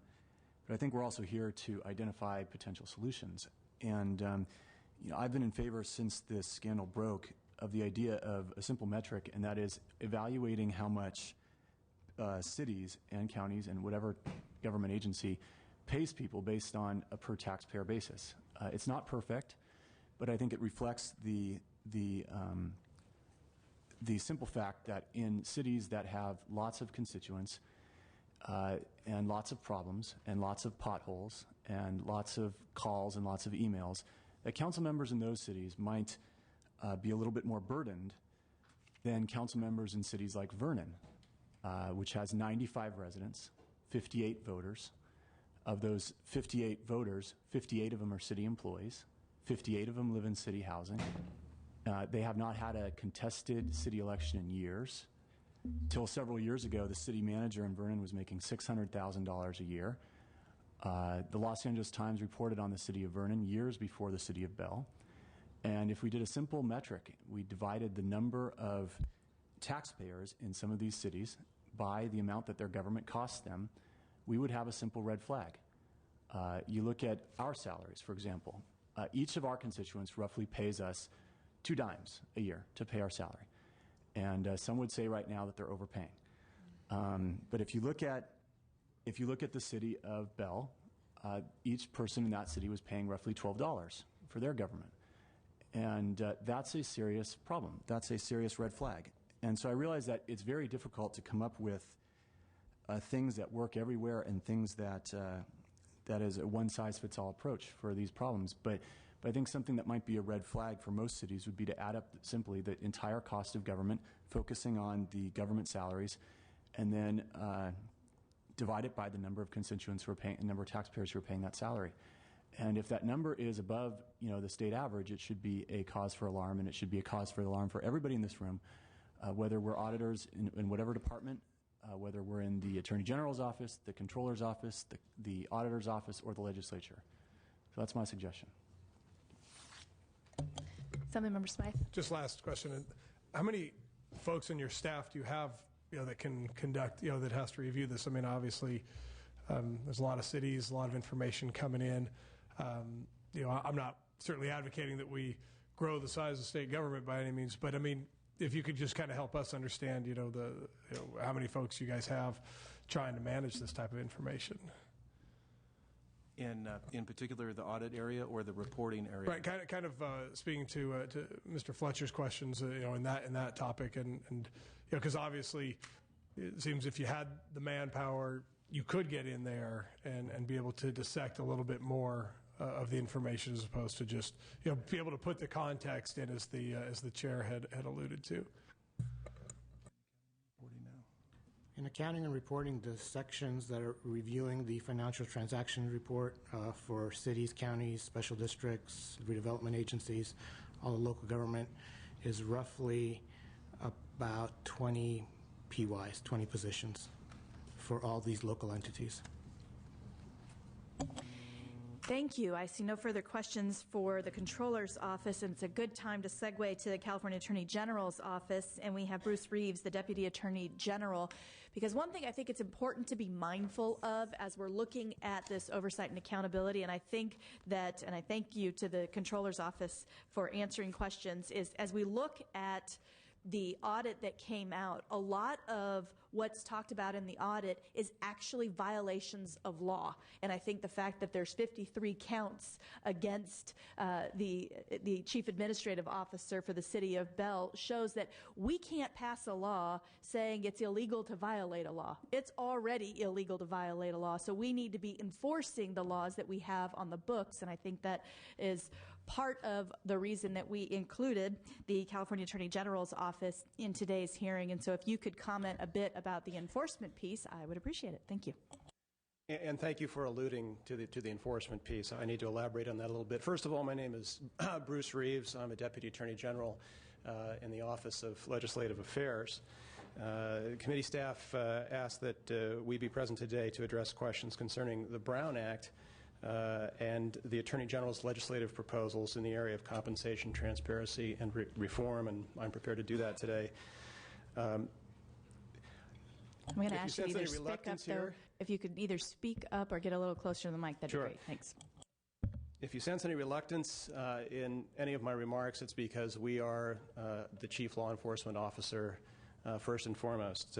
As you know, the AG is currently investigating the City of Bell civilly on issues surrounding the compensation of the city officials there, and in a further investigation is also looking at compensation activities in other public employee entities statewide. And because those are ongoing investigations, I won't be able to enlighten you at all today on the facts of those, unfortunately, either in Bell or in the wider investigation, but I can speak in general terms about what the AG has prescribed in terms of legislation. The AG's legislative proposal would include 4 elements. First would be a compensation commission that would set salary and pension caps, or, as to represented employees, guidelines for salary and pension ceilings. Second, and equally important, would be a statewide database of public employee salaries in which the salaries of employees of all state and local public entities would be recorded, and that they would be recorded with names in order to guard against some of the abuses that have been reported in the press. The Commission would be able to assess this data in the database and use it to form findings supporting the caps and guidelines that they would set. Third would be a set of prescriptions to address pension abuse. And fourth would be a proposal to roll back fully or partially current charter city privileges with respect to the setting of salaries and pensions. Staff has also asked that we address the topic of Brown Act violations here today and principles of open government. Our resident expert on the Brown Act, Ted Prim, is out of the state and unavailable, but I'm happy to field your questions to the extent that I'm able. I have some familiarity with the state counterpart to the Brown Act, and that's the Bagley-Keene Open Meeting Act that's applicable to state agencies. So with that, I'm happy to take your questions. Assemblymember De La Torre. I'm very intrigued by one of your proposals relating to charter cities. The part of the Constitution that charter cities use to justify what we've seen in Bell and some of these other places is this concept of municipal affairs. Now, as we were talking to, I think, the controller and the auditor previously, math is math, accounting is accounting. There is no difference between one city's accounting and another's. They all should be doing the same thing. In terms of counting salaries and benefits, that's a factual thing. One city shouldn't be doing something different than another.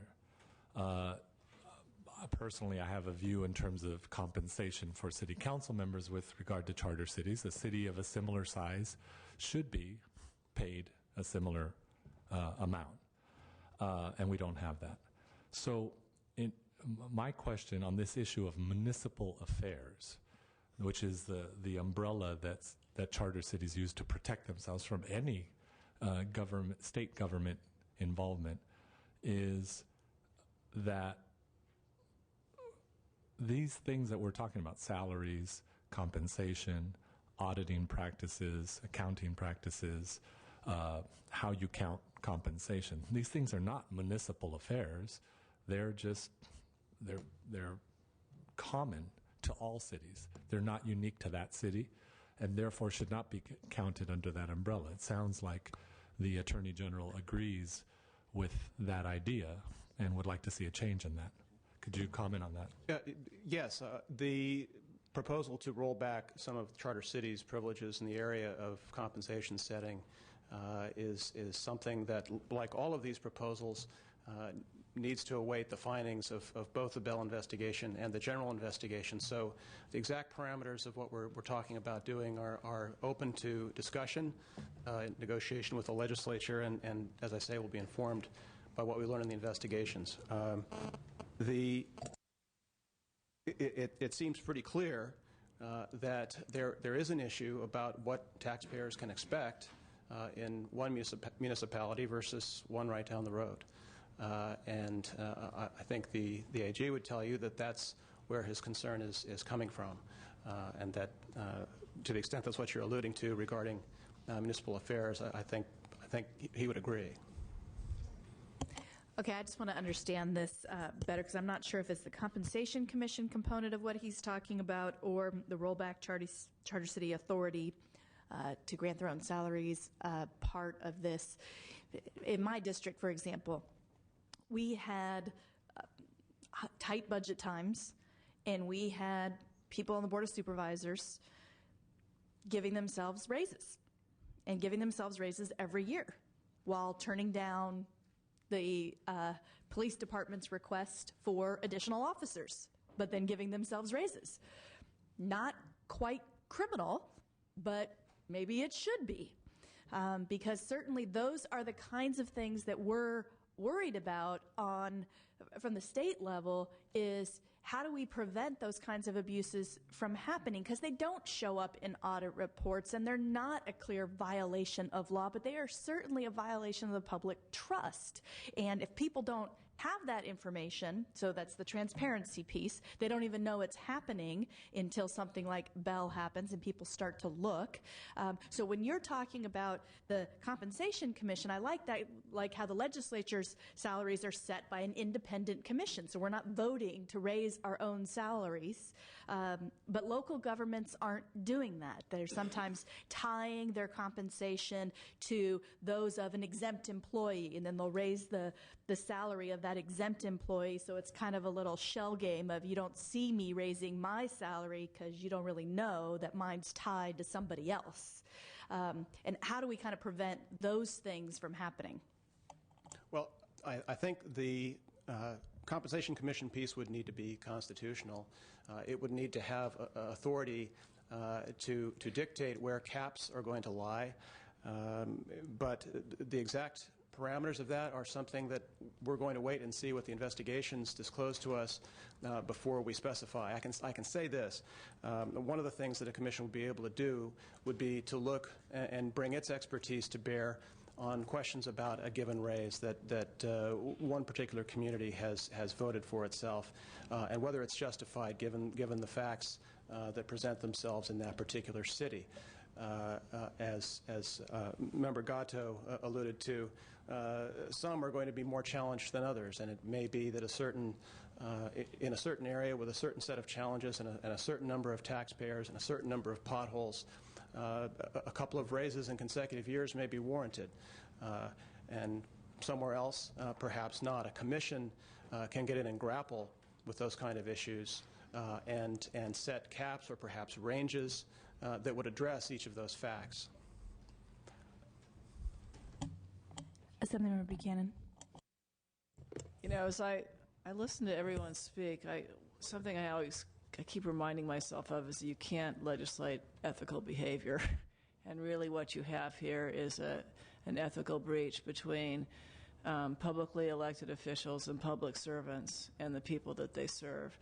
And I do want to point out, when you look at the list, that there are many, hundreds of cities in this state that pay fair compensation to their city managers or their county administrators and don't abuse the public's trust. And so I do want to be sure that as we develop legislation going forward, that we do that in a respectful way that does everything it can to minimize the opportunity for abuse, but also respects those people who commit their lives to public service. And so, I am particularly interested in making sure that we have, this goes back to the controller, but making sure that we do have a list of qualified auditors, so we're sure when people conduct audits, we have people who are properly trained. I'm interested to the extent that not just having information online, but as we develop our fiscal system and others, that audits are done in such a way that this information can be uploaded and you can do the kind of ratio analysis or comparisons that allow you to pull up red flags. But I'm also interested in, and I'm very interested in the transparency, but I'm also interested when you go through the list and you look at compensation, that we take a look at what we consider to be the proper elements of compensation. Because the other thing that tends to happen in here when you look through all this is what I would call the gaming of the system. Either the gaming of the system to spike pensions, which I think we've certainly begun with some good legislation this last year to limit that abuse, but the gaming of the system to hide salary compensation. Because when I look at some of this, the ability to cash out $50,000 a year for unused vacation or leave or some of these other things, no one in the private sector is able to do that, and that's just a way of disguising the total compensation of someone. So I think we ought to be taking a look at that from multiple levels, but doing it in a way that, one, is cost effective, because you don't want to spend so much money enforcing that we actually start, we become the financial arm of local government. We have to have some level of trust there that they can hire people who are competent, and there can be adequate adequate oversight. So I think it has to come to us in some way as a package, and one that's reasonable and allows us to provide the proper oversight to go in and audit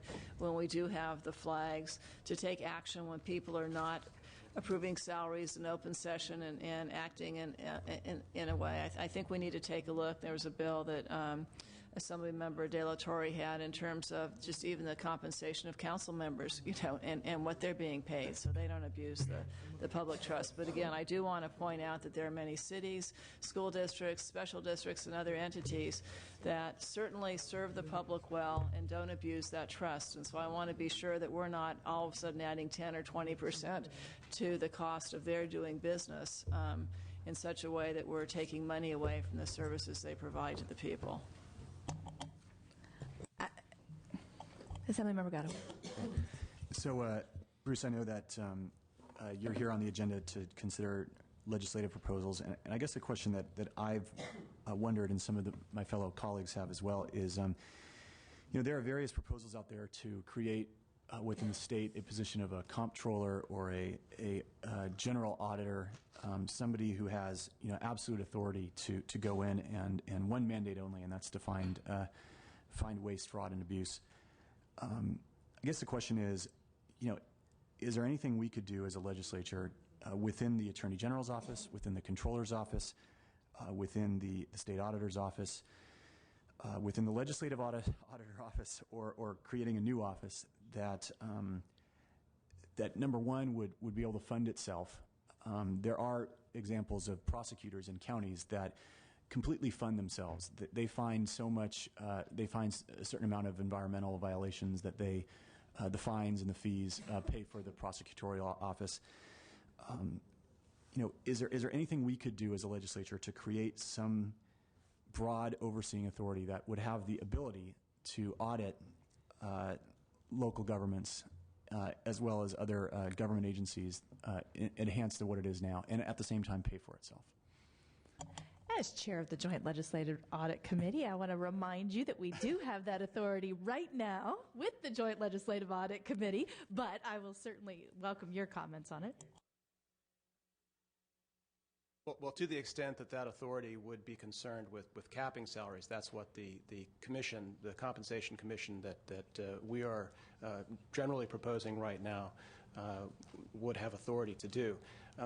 I think it's probably got to be recognized right up front that this is a serious problem we're dealing with, and it's going to take some resources to monitor what's happening, to collect the information, and then to do enforcement.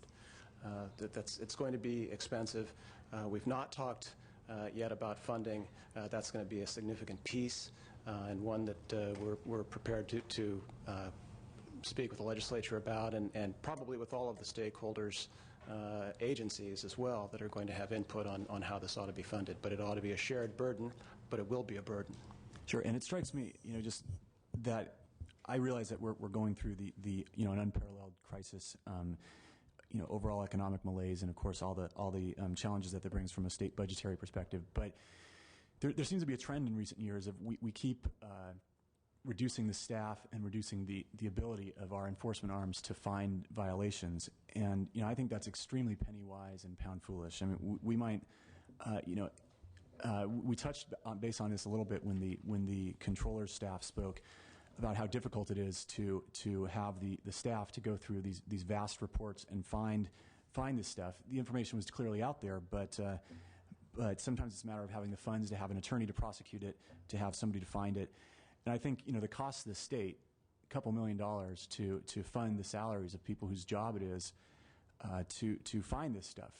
They're part investigative reporter, part auditor, part prosecutor, to go in and really do what I think the media has done so well in this instance, and that is overturn and publicize this type of abuse.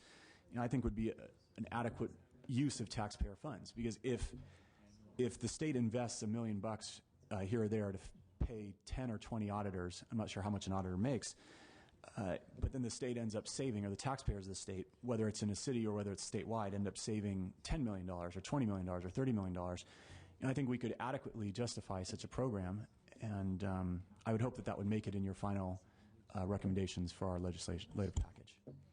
I would agree that the media has been instrumental in bringing a lot of this to light, perhaps more instrumental than we would like. We would rather be on this ourselves in the first instance and then tell the story later. But one of the problems, one of the reasons we're proposing a statewide database is to collect some of these disparate efforts that have been made out there by various papers, various news outlets to collect this information on their website, efforts of public entities to post their own information on their website, to collect it all into one place, to make efforts going forward to continue to monitor this and to set standards be a little bit easier and be centralized in nature. And just if I may, just to address Member Buchanan at the same time, I think that we will see, once this information is collected all into one place, a majority of public employees in the state are collecting reasonable compensation. And I hope it's the vast majority. That's going to be one sort of side benefit of this, but it's something that needs to be done. Thank you, Mr. Reeves. And I'm going to now invite our final panel to come up on local government perspectives, because we do have the League of California Cities, the California City Management Foundation, and the California State Association of Counties. We're going to bring them all up as a county. And as they're coming up, I just want to remind Mr. Gatto, you gave my speech for my Sunset Review Committee, and the whole reason that I've been pushing to get those bills passed, which we're still waiting for the governor to sign, was so that we don't have to rely solely on investigative reporters coming up with a bad incident, that we review all forms of government, boards, commissions, agencies, departments, bureaus, as part of the regular functions every year in the legislature. And so those are on the governor's desk right now, but your speech just reminded me exactly of my bill. So thank you so much for waiting. I know we've lost a few folks, but this is a critical component of our oversight hearing today, is to hear from the perspective of cities and counties and city managers, and really find out what you think of the proposals that we've already started to outline and talk about. Are they too much? Are they not enough? Where do you think the holes are? And how do we make sure that we have all the transparency and oversight that we need for people to trust their government? And I think we're going to start with Ken Folskat. Thanks. There you go. Thank you very much, Chair Huber, Chair Smythe, Chair De La Torre, members of the committees. My name is Ken Polskamp. I'm the city manager for the city of Santa Clarita and the immediate president of the city manager's department for the League of California Cities. On behalf of the League of California Cities, I'd like to thank you very much for the opportunity to come and speak to you today. I speak on behalf of the League when I say that we are in absolute disgust of the Bell situation. It's an embarrassment to public officials everywhere. Yet, as you know, what happened in cities like Bell and in Vernon are really an anomaly. They do not reflect the professionalism and commitment to honorable public service that are the hallmark of municipal professionals throughout California. When we first learned of the Bell compensation scandal, the League's city manager's department decided to lead by example and initiated several actions. The department sent letters immediately to the Los Angeles District Attorney's Office, the California Attorney General, and the State Controller to offer our professional assistance and expertise in investigating Bell. Our members were also very active in responding to the many pressing queries and not only condemning the unethical conduct of Bell, but also providing information about city managers and their roles and responsibilities. Since then, we focused on moving forward and ensuring that as a profession, we face this crisis head on and take meaningful actions to regain the public's trust and make our profession stronger in the future. These activities include actively promoting transparency, open and honest government, and informed citizenry, a strong commitment to ethics, fiscally sound management, and a high regard for public service. The League City Manager Department formed a 15-member task force comprised of city managers from throughout the state and representatives of the International City County Management Association, the California City Managers Foundation, and Municipal Management Assistance of Southern and Northern California, as well as the California State Association of Counties. I'd like to share with you two key accomplishments. The first is the task force developed guidelines for city manager compensation. These are a combination of best practices and also reflect provisions of state law. The guidelines will serve as a resource for city council members in establishing an appropriate level of compensation for the city manager and the community during the process of negotiating, amending, or reviewing the city manager's contract. The guidelines advocate that the standard practice for establishing the compensation of city managers should be reasonably based upon market conditions, a reflection of the city manager's specific job requirements, based upon the complexity of the city organization and the community, respectful of the organization's fiscal condition, and most importantly, full and complete transparency. These guidelines were approved just last week by the League of California Cities Executive Board. We also partnered with the International City County Management Association to conduct a comprehensive salary survey of city managers and county executive officers. We released our survey results 2 weeks ago, and we used Box 5 of the 2009 W-2s, as was suggested by the State Controller's Office earlier this afternoon. So far, we've received information from 420 of the California's 468 cities that have a council manager form of government, and that 90% voluntary response rate demonstrates the strong commitment of city managers throughout the state to open and transparency about their compensation. And that information is currently available on the League of California Cities website. City managers are the chief executive officers of our municipal corporations. They're responsible to the elected city council members and residents for effective and efficient delivery of city services and the implementation of council policies. It's a partnership that requires the involvement and commitment of both the council and the manager. In today's highly complex society, managers are required to be experienced and knowledgeable in public safety, budgeting, human resources, organizational development, community and economic development, and a wide array of issues. I know that many of you have your roots in local government and can appreciate these important roles and responsibilities.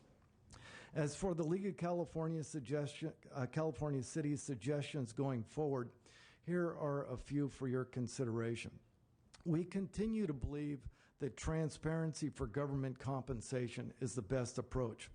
We appreciate the leadership of the state controller in collecting compensation data.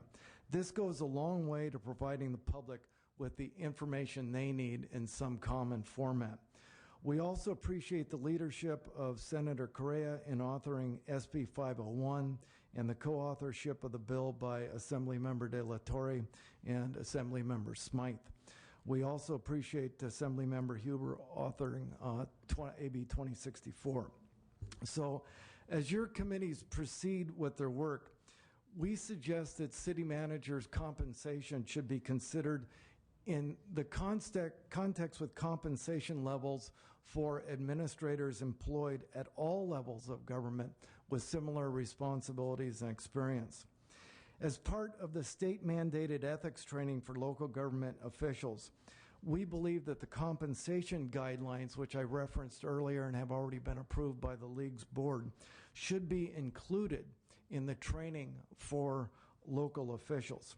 And finally, we're also very happy to work with the State Controller's Office on accountability and transparency issues that he discussed earlier this afternoon. So on behalf of the League of California Cities, I'd like to thank you for your time and your efforts dealing with this very important issue. Thank you. Ms. Huber, I wondered if I could get your take on it. In one of the reports that we received, there was a indication that one of the city managers received $1.5 million to buy a home. Did you look at that at all? And then there another, did you see that one? No. Yeah. and then another $500,000 for a home loan. Did you look at that at all? And what would your reaction to that? Yes, I have looked at that. That's not exactly what happened. My understanding is this is for the city of Palo Alto, which is a very expensive place to live in the state, and they require that the city manager live within the city boundaries. So in order for him to purchase a home, he asked the city to have a $1.5 million shared equity. And then when he leaves that position, he's required to sell that home, and the city gets back whatever percentage of the proceeds is represented by that $1.5 million. So that never ends up in the pocket of the city manager. Is that unique? Is that unique just to Palo Alto? Is that happen a lot up and down the state, or do you know? From my understanding, it doesn't happen a lot. I know there are similar situations in Beverly Hills. I think it's Palos Verdes Estates, where the city actually owns the home. So it's not uncommon in cities that have an extraordinarily high level of housing costs, so that they can recruit a qualified city manager to the area, particularly if the city manager is coming from an area of the state where housing costs are low. Thank you. I think we're doing Wade next. Thank you very much. And if we could all stay up here, because I think after all of you have presented, we're going to have questions that will apply more generally to all of you. Thank you. Thank you. Good afternoon, and thank you for this opportunity to discuss these important issues. I'm Wade McKinney. I'm the president of the California City Management Foundation. I'm also the city manager of the city of Atascadero. I've been a city manager for 24 years and have been in local government now for 31 years. The California City Management Foundation is comprised of local government managers across the state, and we're dedicated to fostering council-manager relations and professional managers to ensure stable and successful communities. We're in a complete support with the League's compensation guidelines that Ken just outlined, and we applaud the League's leadership for quickly taking action, creating a statewide dialogue, aggressively pursuing the salary survey, and taking an honest evaluation of our profession.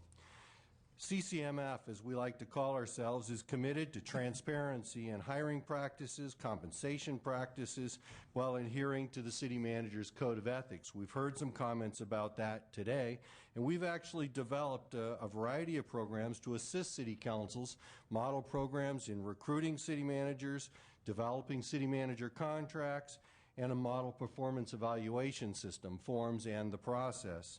CCMF is also committed to providing professional excellence through local government training. Since 1985, CCMF has provided an education and support, consultation, and ongoing training to its membership of more than 200 local managers. Let remind us, as we've mentioned now several times today, that hundreds of managers across the state are serving their communities well at reasonable compensation levels. We have a handful of people who have violated the public trust, taking down these outrageous salaries, and we fully agree that those actions are wrong and applaud the media and the citizens that brought this transparency and brought this issue up. Let me say that the work the San Bruno city manager has been doing in the last couple of weeks is much more indicative of the call to work that we do than what's going on in Bell in the last couple of months. Cities are unique and dynamic. Some cities provide police and fire, some contract for those services. Many have special amenities like a beach, a lake, an airport. We even have a zoo. Each community is different. Some want to grow, others want to stay the same. Some want to limit growth, some support their history, some support new industry or future growth, some work on environmental resources, and others. Just to say that we are a significantly different creature. There's 7 cities in our county. I'm in San Luis Obispo County, and each of us are significantly different. San Luis has the college with Cal Poly. Some have to deal with coastal commission issues, and of course I get to deal with a zoo. Some cities want a seasoned manager. Some want a generalist. Some want a specialist in their particular issues. Some cities want a long-term manager, someone who's going to be with the agency for a long time. I've been in Atascadero 13 years, and I know Ken has been in Santa Clarita for a long time. Some want a quick manager to take care of a particular problem. My point is that the managers themselves have different needs out of their career, and cities have different needs. And so there isn't a cookie-cutter approach. We absolutely agree that transparency is an issue. We believe that the communities need flexibility in structuring city manager compensation packages to meet their unique needs. And we're each different, so we rely on a system that is flexible. At the same time, we understand this need to protect the state, the communities, from abuses like Bell. We believe transparency, much like the League, is the answer. The new reporting requirements for the State Controller's Office, we think, will go a long ways to helping us out. We look forward to the opportunity to work with them to expand that information, make it so it's going to be more useful, and that the data will be good across the state. And that the collection methods, I think, as somebody indicated, are something that we can all work with and don't end up costing more than they make in benefits. Other transparencies, as Ken mentioned, we believe could include adding to the mandatory ethics training for city councils, this whole issue of city manager compensation and the guidelines that we're talking about and compensation principles, or perhaps even requiring in our annual budgets a page setting forth the total compensation of executive management in a very easily read fashion. I know in my city, we were one of the cities that we have the city manager contract, and all of our employee increases, city manager and others, would go to a public meeting and are therefore included on our website. Since this issue, we have made a page, one click in. If you go to the Atascadero.org, one click in, we have the senior manager or the executive management team clearly displayed, all what we believe is total compensation, retirement, and health care, and any car allowance, any potential benefit they get is listed right on that with totals, and you could determine what's happening with our executive management team. We believe that some of the checks and balances in place have worked. Transparency is what did expose the violations of public trust in Bell. The public has reacted appropriately, and it looks like we had some exciting news yesterday, and we know that there's a demand for change. We continue to look for ways to increase the high standards of community stewardship. We're open to improving the system. However, we also want to understand that there is a special need to continue the uniqueness of our communities, allow for flexibility of councils to make good associations with managers that will represent their interests and be stewards for their community. The overwhelming majority of California cities and managers and councils do an outstanding job of governing their cities responsibly. Let me finish by saying city managers need to be held accountable. Violators should be held accountable. We believe that the steps of real transparency, if they were in place today or were in place in Bell, we wouldn't be having this discussion at all. However, we also caution a drastic change to the system now may only compromise the profession further and create potentially damaging consequences for our community. Again, I want to thank you for including CCMF in this discussion. We see ourselves as representing the profession and the long-term interests of cities and city managers, and we thank you for this opportunity. Thank you. We're going to wait till we get to the end of this. We have Nancy Nittler from the California State Association of Counties, giving a little perspective. While we haven't had as much of a kind of spotlight on the counties, I think it's important to keep that perspective because it is part of our local governments. And so if you could just chime in from the county's perspective. Yes, very much would like to, and want to thank you all for the opportunity to be here to participate in this, and want to say at the outset that we as counties and represent through CSAC a view of embracing what you are trying to do with public accountability and with public access to the kinds of information that governing bodies are making decisions on relative to salaries, benefits, and compensation. Counties are slightly different in terms of our structural and cultural approach to compensation setting, in part, not to bore you with great details, but we operate under a federal merit system concept, which we are then audited by the state merit system on a very regular scheduled basis. The purpose behind that system is that all employment decisions, be it hiring decisions, selection, compensation setting, is on the basis of merit, and that it is done in a public setting. And so our very existence has been built around that level of access by the public to the decision-making process. It is very common in our counties to have structured pay plans that are adopted at all levels, including executive levels of the organization, through either a resolution or an ordinance process.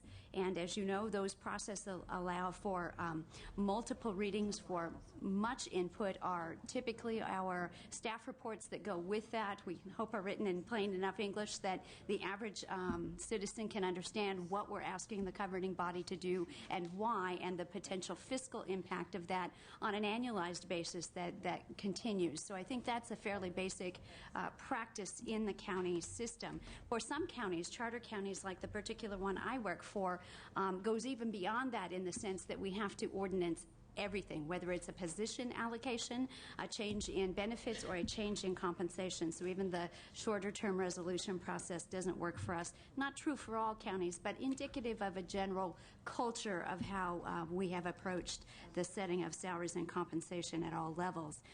Also tying back to that merit system is the earning of increased salary and compensation. Therefore, we have fairly sophisticated, typically automated systems that have established criteria. I heard a lot about accountability today, and that's built into most of our county systems, in that we have to demonstrate that there's a set of criteria for a particular job or nature or type of jobs that must be met in order to pass through a merit increase or a step increase through an adopted salary range. So that is a part of our system. Now, at the very highest levels, at the executive level, county administrator, those tend to be done more, I think, on a one-on-one basis with their governing bodies in closed session. But any, again, resulting compensation changes are those things that are adopted in public setting through the resolution or ordinance process. In addition to that, we don't use a tremendous amount of individual employment contracts generally in counties.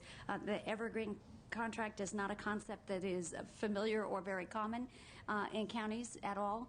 And so even in those cases where we have established employment contracts, they are most typically tied to a more elaborate payroll system that has identified kind of a range or even a flat rate associated with each of the kinds of jobs that we have. And I think that in part has come from transparency, and in part just from the massive nature of the variety of jobs that we pay. We have those systems fairly well developed, I believe, in most counties. So it's a reasonably sophisticated process that forces us to demonstrate back the earning of salary increases as we go. In terms of websites and certainly the state controller's request to put that data in one place for the public to be able to access, I appreciate that, and certainly I think we support that. And what's good about that approach is that it's very difficult, even when you're in the business of human resources, to compare benefit packages sometimes, and they're called slightly different things, and this consolidates it, I think, in a way that would be understandable. We as CPAC, which is the county-wide personnel directors for counties, had endorsed and encouraged an external vendor at very reasonable rates that counties and actually other local government agencies could access, where we download all our salary and provide benefit data by every job class that we've participated in for many years, again, to allow the public to be able to compare those kinds of things. So this takes that concept to a much higher plane, and I think is one that the public would certainly appreciate. So I'll keep my comments brief, but I think counties have done a lot already in the transparency world and certainly are willing to improve and continue. Well, unfortunately, I'm going to have a few questions for you on that, because I found recently that not to be necessarily the case on the transparency for counties. One of the things we did in my office in response to the Bell scandal was, I carried a bill saying we should have transparency at all levels of government, and we called around to all of our counties, and we said, okay, can you give us a list of how much each of the elected officials is making? And we couldn't get that information. And so what you're saying about counties have already been more transparent, and because it's going through ordinances, or you're running it through a different process than what the cities are doing, doesn't quite jive with the ease of accessibility of when somebody calls and says, okay, just tell me how much they're making. After 3 calls, still didn't have an answer. So I'm trying to get to the bottom of how do we make that information quick and easily accessible, where people don't have to do a legal search of every ordinance that has ever been passed, or go through the minutes of all the prior Board of Supervisors meetings to find the information. Right, and that's where our attempt to use the external hosted website perhaps wasn't wide enough through the state to support that, but I believe the controller's work in that area will vastly improve that kind of access. Okay, and then the other thing that we found is in at least one of the 4 counties that I represent, that the Board of Supervisors' pay was tied to the pay of an exempt employee. Whatever that exempt employee made, that's what they made. And that doesn't quite jive to me with what you're saying about it's all merit-based and they have to earn it. And it's like, what's the connection between what the Board of Supervisors is paid versus and tying that to an exempt employee? And that's probably something I erred on the side of not being detailed enough. Elected officials are separate from the merit system relative to the rest of the employees that work for those organizations. And so they operate under, a slightly different system. I believe constitutionally how their salaries are adopted is even separate from how the rest of the county salaries are adopted. So it is a slightly different approach there. So as a representative of the counties, how do you feel about the elected officials for a county tying their salary to that of an exempt employee?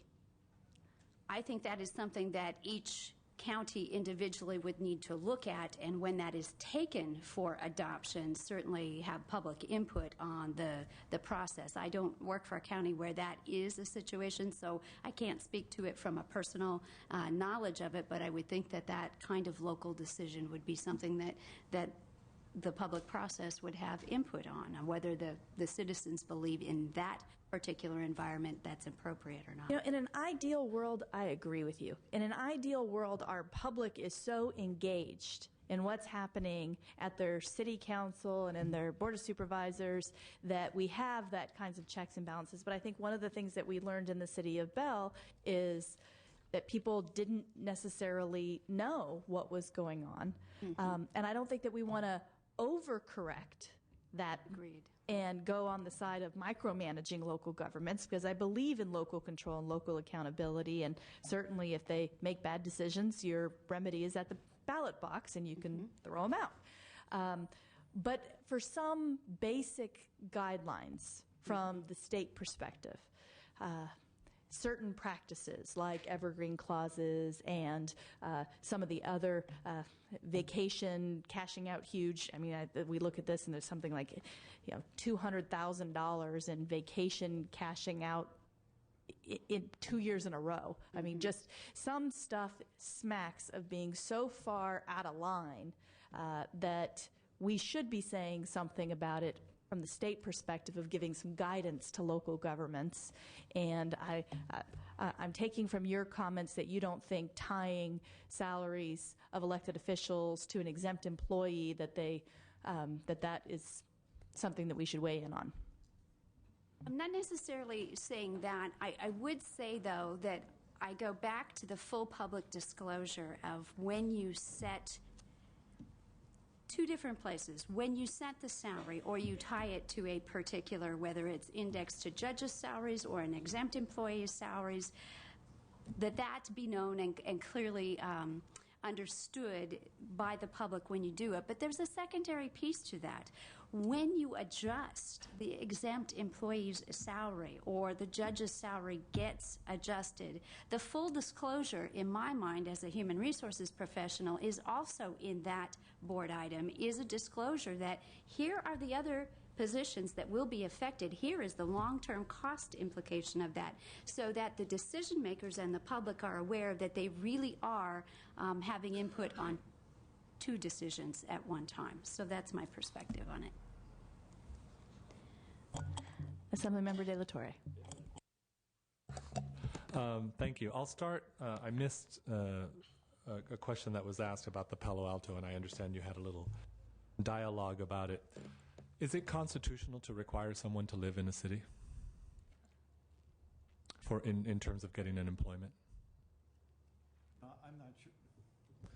I'm not sure if it's constitutional or not. I know if a city council wants you to live in a city, I think most city managers make sure they live in a city. Okay, but it's not a constitutional requirement. They don't have to live there in order to get the job. It's something that council has decided they would like to do. Correct. And I understand that. Now, and you probably don't know this, but in the case of Palo Alto, for example, did the city manager pick the house or did the city pick the house? I don't know. Just my assumption from reading the materials is that the city manager picked the house. So it's interesting to me that the city has this requirement,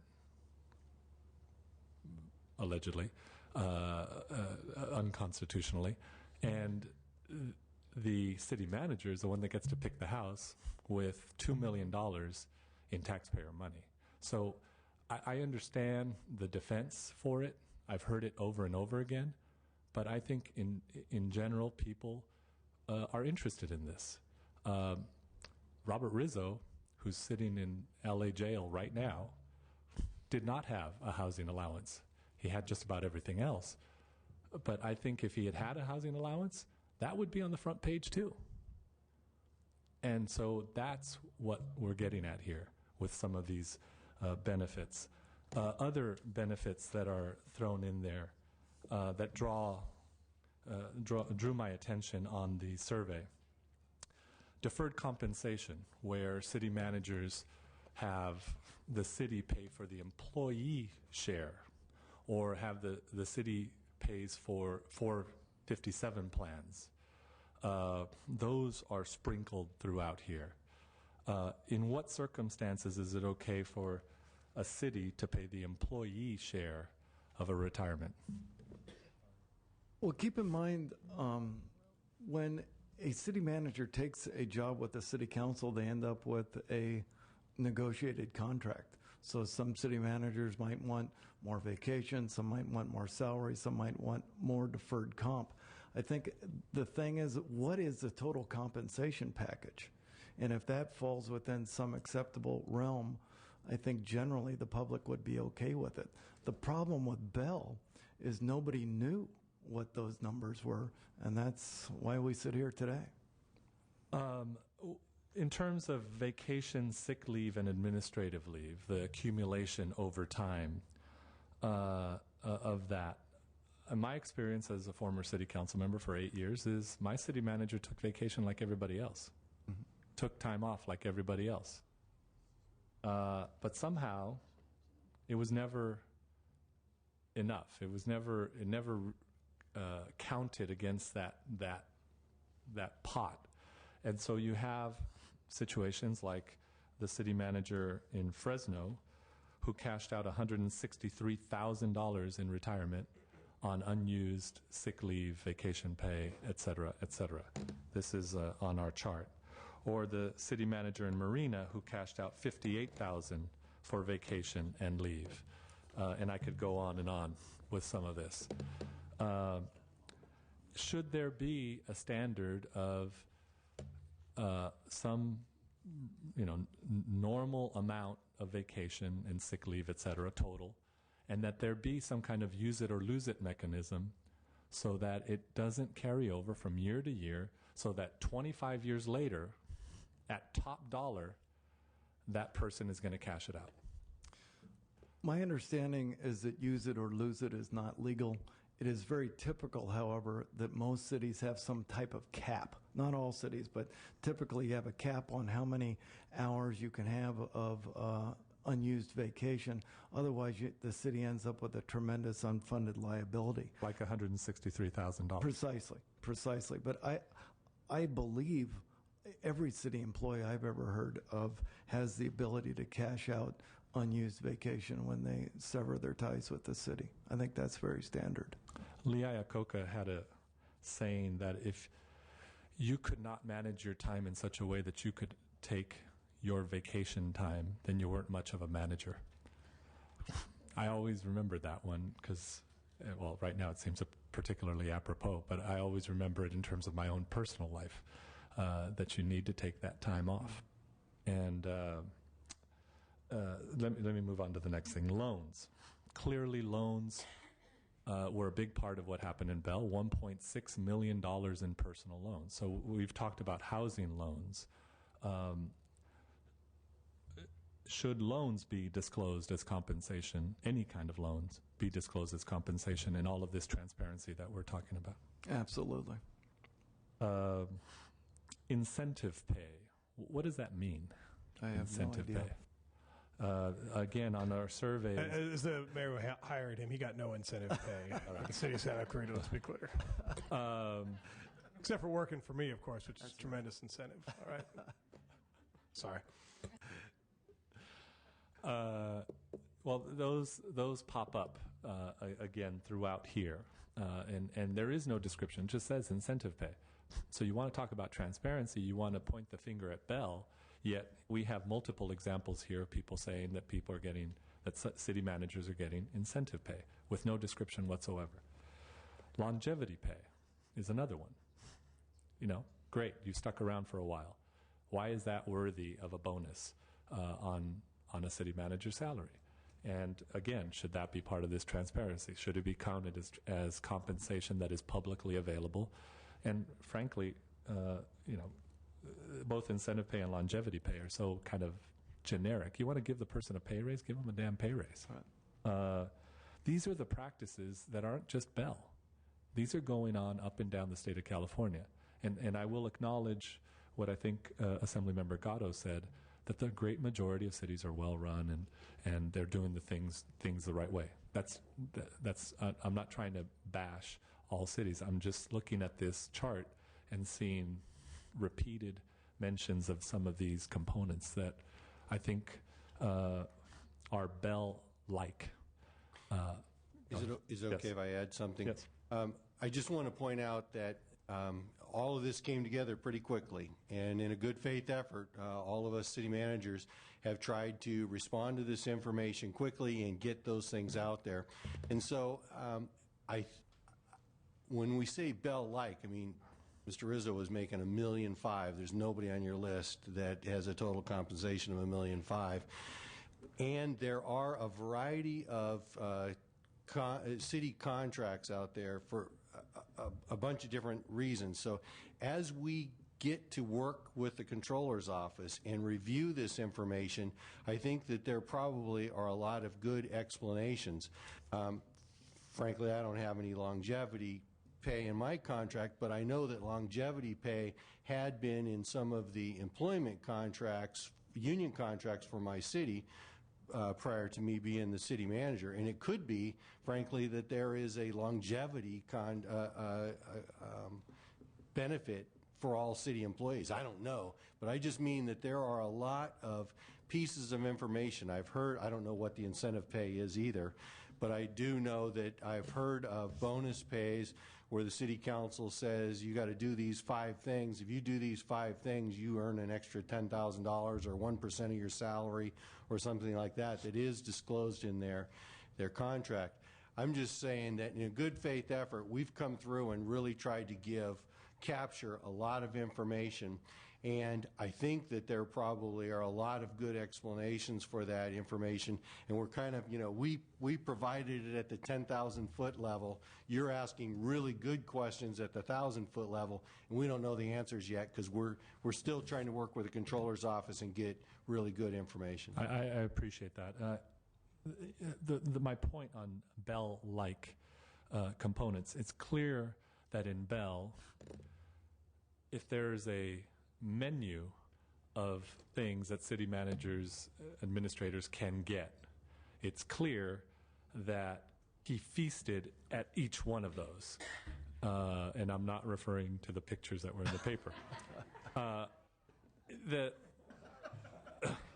The whole menu of things that I've just laid out, he took each one of these to the max. And that's how you get to $1.5 million.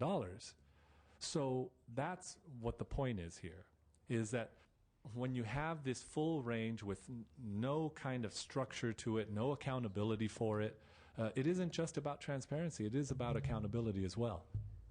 And so you can't just have this full range of options just floating around out there so that the next person comes along and says, well, I'll take one of these, I'll take one of those, I'll take one of those, and then you end up with this situation. That is the kind of accountability that's been missing.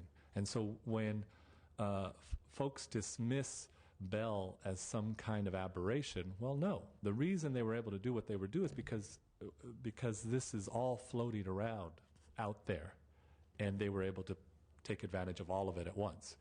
Will other people do all of it at once? Probably not. But if they do a handful of these, that's hurting the taxpayers. In terms of transparency, and I'll close with this.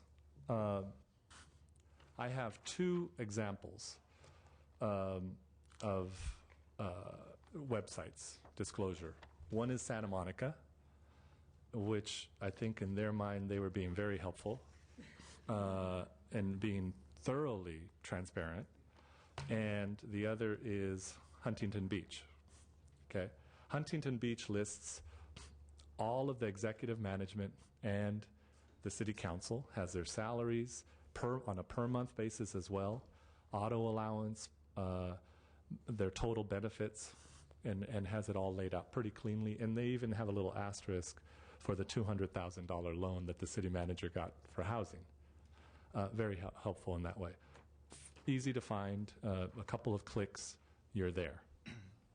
Santa Monica, also very easy to find, but they list everything, and they list it by class code of the job, the classification of the job. They don't have the name of it. Or yes, they do have the name of it. But the city manager and the city council is on page 19, mixed in with all the rest of it.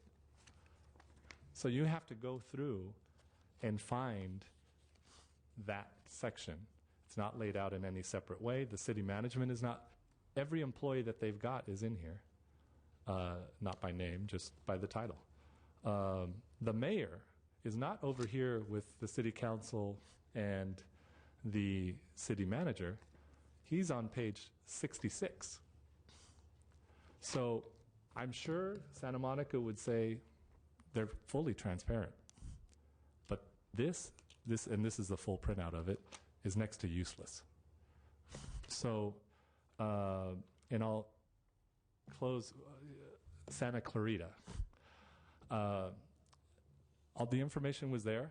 It was very good. But it takes 4 clicks to get there, and it's under job descriptions. No one, unless they were really looking and digging around and clicking everything, would think to look under job descriptions to find the salaries and this kind of this basic information that we're talking about. So how it's done is as important as it being there.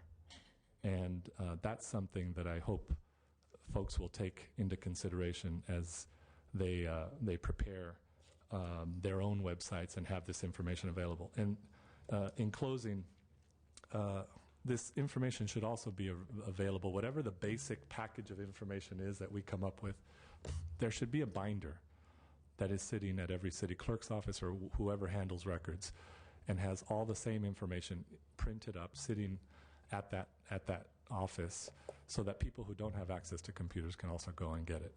On places like Bell, a lot of folks don't have computers, and so it would be helpful to have one place in that city that people know to go to, and that same information would be readily available. So those are my points. I had many other questions, but I don't want to completely dominate this conversation. Thank you very much. Thank you. Assemblymember Buchanan, I believe, still had a question. Thank you. Let me start by saying I fully believe in disclosure and transparency, and probably more now than ever. There was a time when I felt like the elected officials, the top officials, should have their salaries disclosed, and the rank and file. You disclose the salary schedules. We didn't need to know what every second grade teacher's salary was, and I think I've changed my mind on that. So I believe in that. But somehow what really bothers me throughout all the conversations, a common thread, is we somehow think that disclosure and transparency are interchangeable or synonyms for accountability and ethical leadership. And there's a real difference. Having been a school board member, you're really connected with the parents. I think more so than even city council members are with their constituents, because you're educating children, their most valuable possession. So you change anything, and you've got parents that show up at a school board meeting, and you're out there all the time. And yet, they don't know what the superintendent's making. And you could put all this on the website, and the average citizen is just going to know, are the streets safe? Is crime low? Is the grass mowed at the park? I mean, that's what they're really looking for. And so, I guess my questions, and I've got a number of them, is, so somehow we have to, I think, bridge that gap, because as Assemblywoman Huber said, when she sees certain actions where people are increasing their own salaries or whatever, and cutting back program services salaries of others, it's hard for the average citizen to understand that.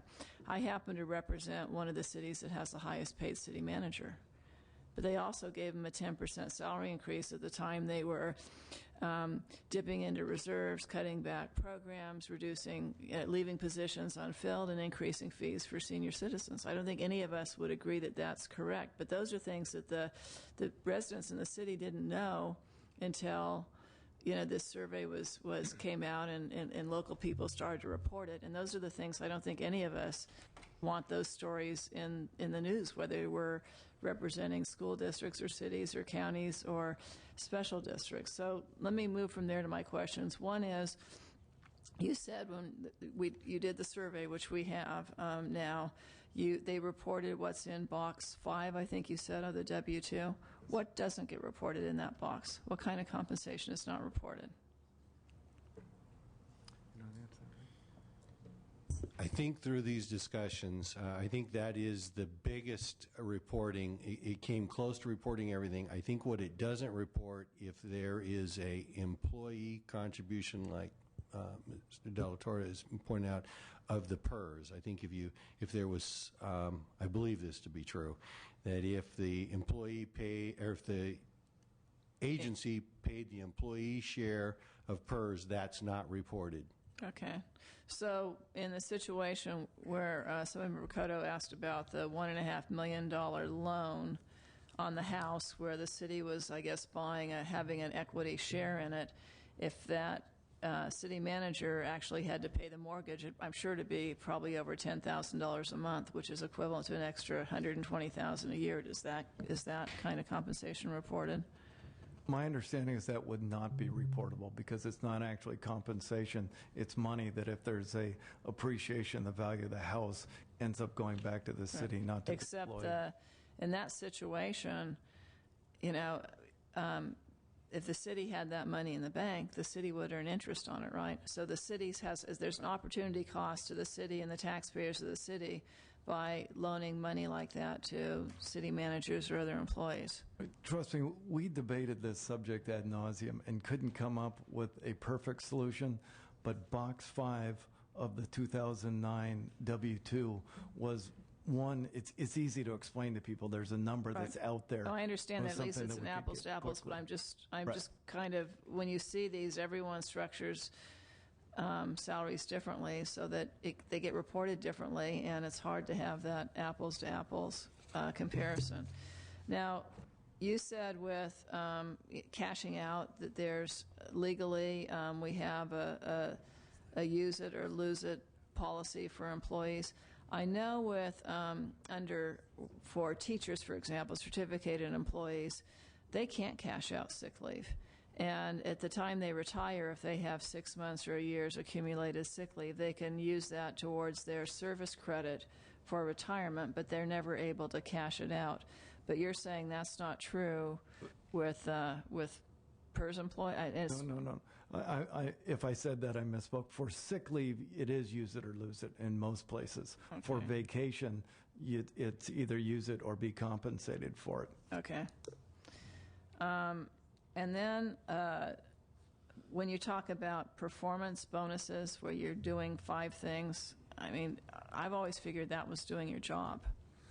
So you know, when you have those bonuses, do other people get bonuses in the cities for doing the 5 things they need to accomplish in the year? I don't understand why, you know, how it's different for, or maybe it's not, for the city manager versus the director of Parks and Recreation versus other positions. First of all, I ought to point out that longevity pay and incentive pay are very extraordinary. I mean, that is not the typical case at all. As Mr. McKinney indicated, there might be cases where that's important for a community, that they might want to have the city manager stay longer. They might want to make sure that the city manager is working on something important. To me, it's the council's responsibility to explain to the community why that makes sense. I mean, that's not typical. They gotta come up with a defensible explanation. With regard to all the questions about the reporting techniques, to me, that's, if you've got 480 cities out there, and as Assemblyman De La Torre went through 3 of them, there's 3 different methods. You might have 400 different methods if you ask each city to do it separately. That's why we're supportive of having the state controller figure out what's the best way to define compensation. Is it Box 5, or does he have a better idea? And here's the form. You guys fill it out and give us the information, because we want to make it all open and work with the state in the best way to do that. Well, I have another question, then I have a comment. Well, just to add on, there are, I know of several of the cities where that performance, pay for performance bonus thing is throughout the organization. No matter which level the employee's at, they're entitled to, based on some kind of process. So I want to move on. Like I said, probably just one more question or 2, and then I'll make my comments. But all of this compensation ultimately affects the pensions that employees are receiving, and it has a significant effect on the long-term liabilities of the public agency. What do you believe is reasonable in terms of you know, how we deal with the pensions? What do you do when you do have someone? I know what the law says. I'm just asking you in terms of what you believe is reasonable in terms of whether or not there should be, which we have a bill, a cap on the actual pensionable salary, or you know, if you're enrolled in Social Security, there's a cap on, a maximum that you can receive. So does your organization have any kind of opinion there in terms of how to deal with that?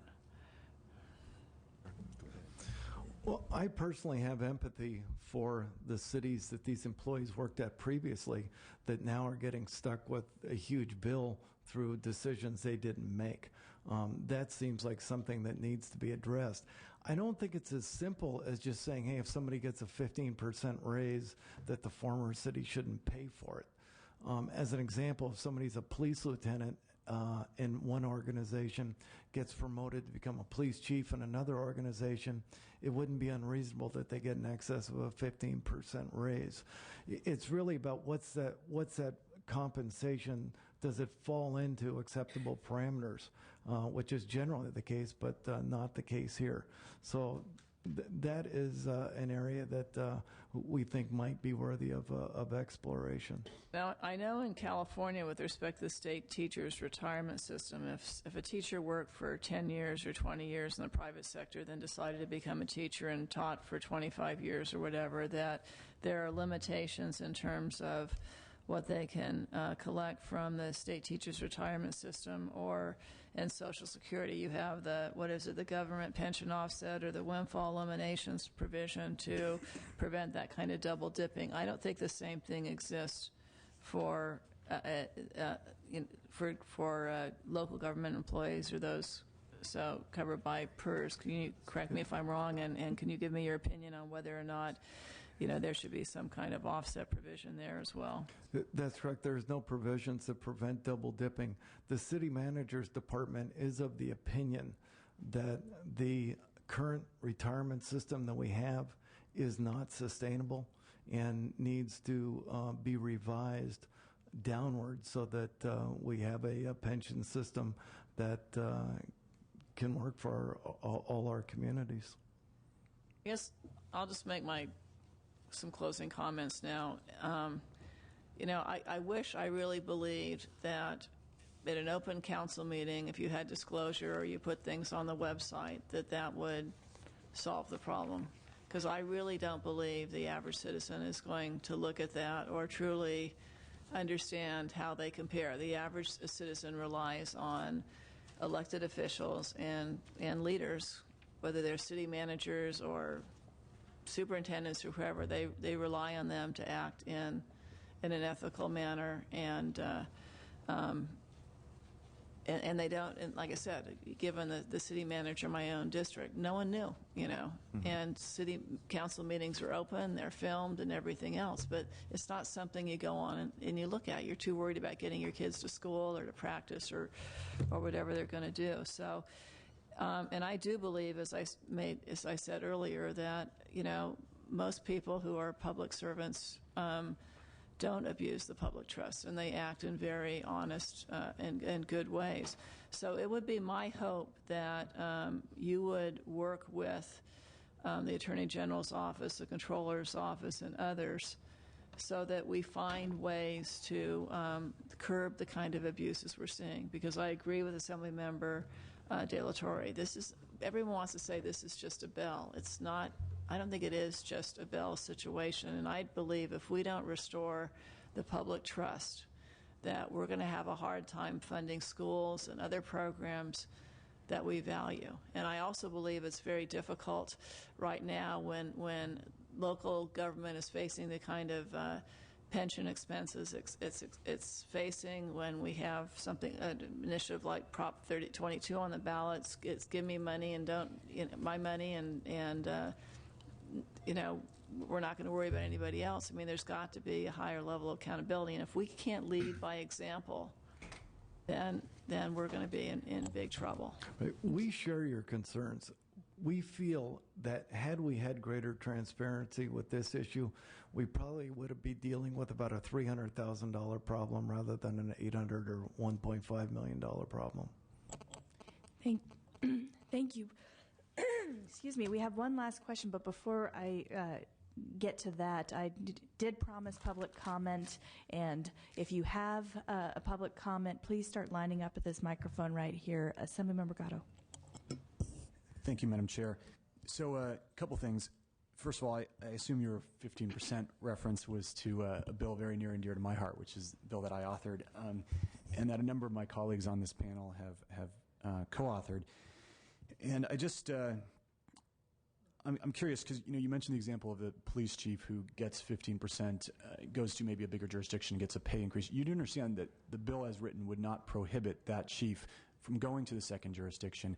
It would not prohibit the second jurisdiction from giving him a 200% increase if that jurisdiction wanted to. It would only say that the taxpayers of the first city would not be on the hook for anything beyond that 15%. So it's a first city protection versus a second city punishment. And you do understand that, right? Yes. Okay. And then the other question is, you understand that there's an actuarial assumption built into that bill. So that if there's somebody, like in the instance of Bell, where somebody works at City 1 for 20 years and goes to City 2 and has this incredible 200, 300, 400% increase in salary, that in those instances, the actuarial assumption would not be that high because this person's got one more year in his or her career. But in the instance that you give, which is, you've got a normal city that wants to have a police chief or a city manager go to the next city, and that person's a hot shot, maybe they're in their 30s or 40s, and they've got 20 more years in their career, there would be an actuarial assumption built into the city's first liability that would take the 15% well in excess of that. I'm supportive of first city protection. Something along that lines makes sense. Great.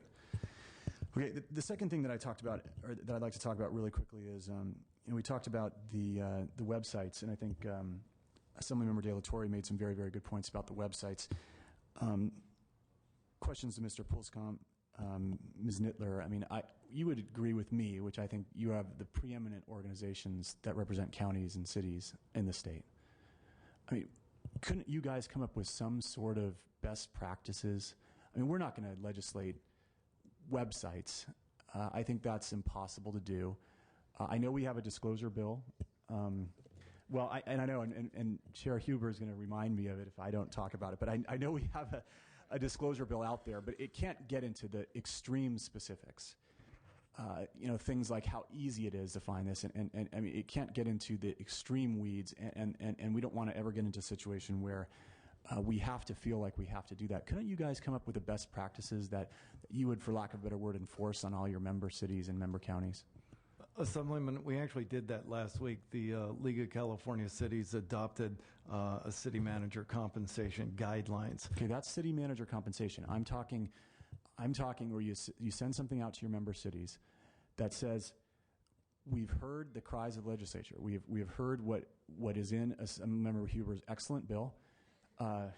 We've heard what Assemblymember De La Torre said in the committee hearing, and we're going to go above and beyond this. We're going to say, don't have it buried on page 20 of your website. Include this information, even though the law doesn't require it, even though this is above and beyond what the legislature has legislated. We're going to suggest these best practices, and you guys should do this. I would be supportive of that. In fact, when the board had this discussion about city manager guidelines last week, several of the members made that comment. I want to make sure that all the assembly people here understand that the league does not have the ability to enforce anything with member cities. Sure. But in terms of guidelines, that's exactly, I think, the direction the league wants to move in. Okay, because I would really like to see that. I mean, it would be really wonderful to see you guys taking the lead as preeminent organizations that represent your jurisdictions that just says, look, this is a way to drastically reduce the amount of scrutiny that you're going to be under and to make things a lot easier for your citizens above and beyond what the laws require that we pass. Thank you. And thank you for recognizing a good bill when you see one. Okay, we're going to open it up to public comment before I wrap up. Thank you so much to all of our panelists. I really appreciate all the information I think that we're getting out of here. It's going to help us form better legislation on a going forward basis, having everybody's views presented today. So we will now open up public comment, and we were supposed to end at 5 o'clock. So I see enough people lined up for at least doing a minute a person. So we're definitely going to get you that much, okay? Thank you. Thank you. We four are actually together. My name is Barbara Kogerman, and I'm from Laguna Hills, California, in Orange County. A year ago, when I learned that our city manager was highly compensated, I asked for the city to tell me a dollar figure for every provision of his employment contract. That added up to $460,000 in the year 2009. I thought that was a little high, So later, I did a public record search of every city in Orange County, thinking that within 3 weeks I would sort of have all my answers to find out, was he overcompensated or is this the usual story? It is not the usual story, first of all. You see a graph here that shows the cities in Orange County by size, largest to smallest. Over here, Anaheim, Santa Ana with about 350,000 people. Then Irvine, a little over 200,000 people. Way down here, my city of Laguna Hills, under 34,000 people, and there is his total compensation. That adds up to $460,000. So number one, we were shocked that the seventh smallest city in Orange County is paid $122,000 more than the city manager of Irvine, who came in second. Then I will be quick because I know we have a lot to get through. The story became what I thought I would find out in 3 weeks. 3 months later, I still didn't have answers. In fact, after about a month, I engaged the services of 2 public administration graduate students from Brandman University who are here with me to assist in the research. For example, one city sent us 475 pages of documents in answer to my question, what do you pay for this, this, and this? Other cities didn't know the answers. The city managers didn't know the answers. The HR person didn't know the answers. They had to go back and forth, and I'll let my interns add to that information. But I will suggest that you do not follow necessarily the guidelines of the League of Cities. I don't think they are necessarily your friends in what we are looking for here. I added up every element in his compensation. It came up to $460,000. The city, by their lights, didn't think we should include things like what they pay for PERS, or what they pay for his 4 life insurance policies, what they pay for auto. So they came up with a figure of $365,000. And then, according to the guidelines that the controller recently used, suggested by the League of Cities, looking at box 5, it came up to only $322,000. So a difference between $322,000 and $460,000, depending on what you count.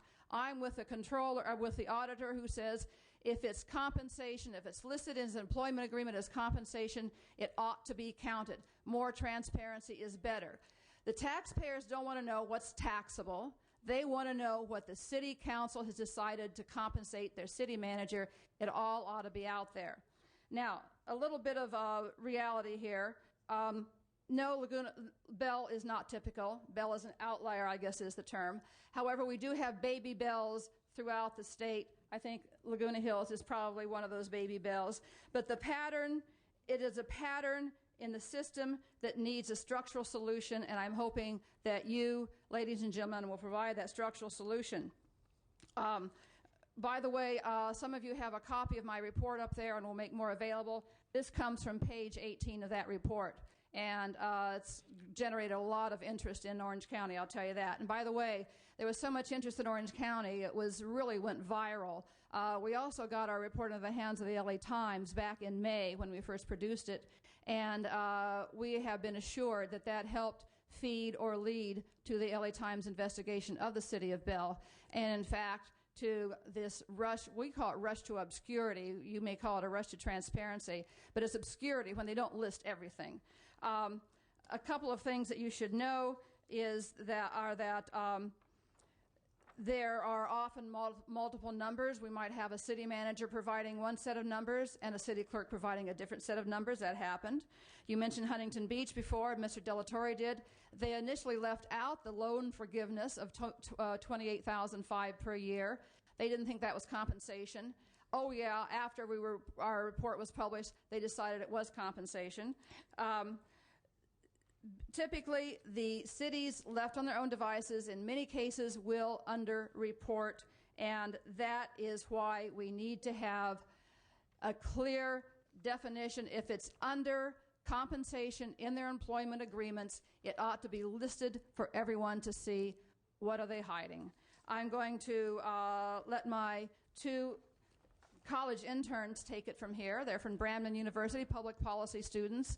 And since we started this, not only have I been on national television 12 times as a spokesperson for accountability, they are now regulars on national television talking about what they're discovering in their research. So first we have Cindy Smith. For my 1 minute per person, you've got 5.5 minutes already in yet. So, ladies, if you could be respectful of, we were supposed to be ending at 5 o'clock, which is in 2 minutes. Okay, I'm average Joe citizen, and here's my experience. Most of the cities, when we did the Public Records Act, they were reluctant to give us any documents until we assured them that we were compiling a public report and not putting someone on report.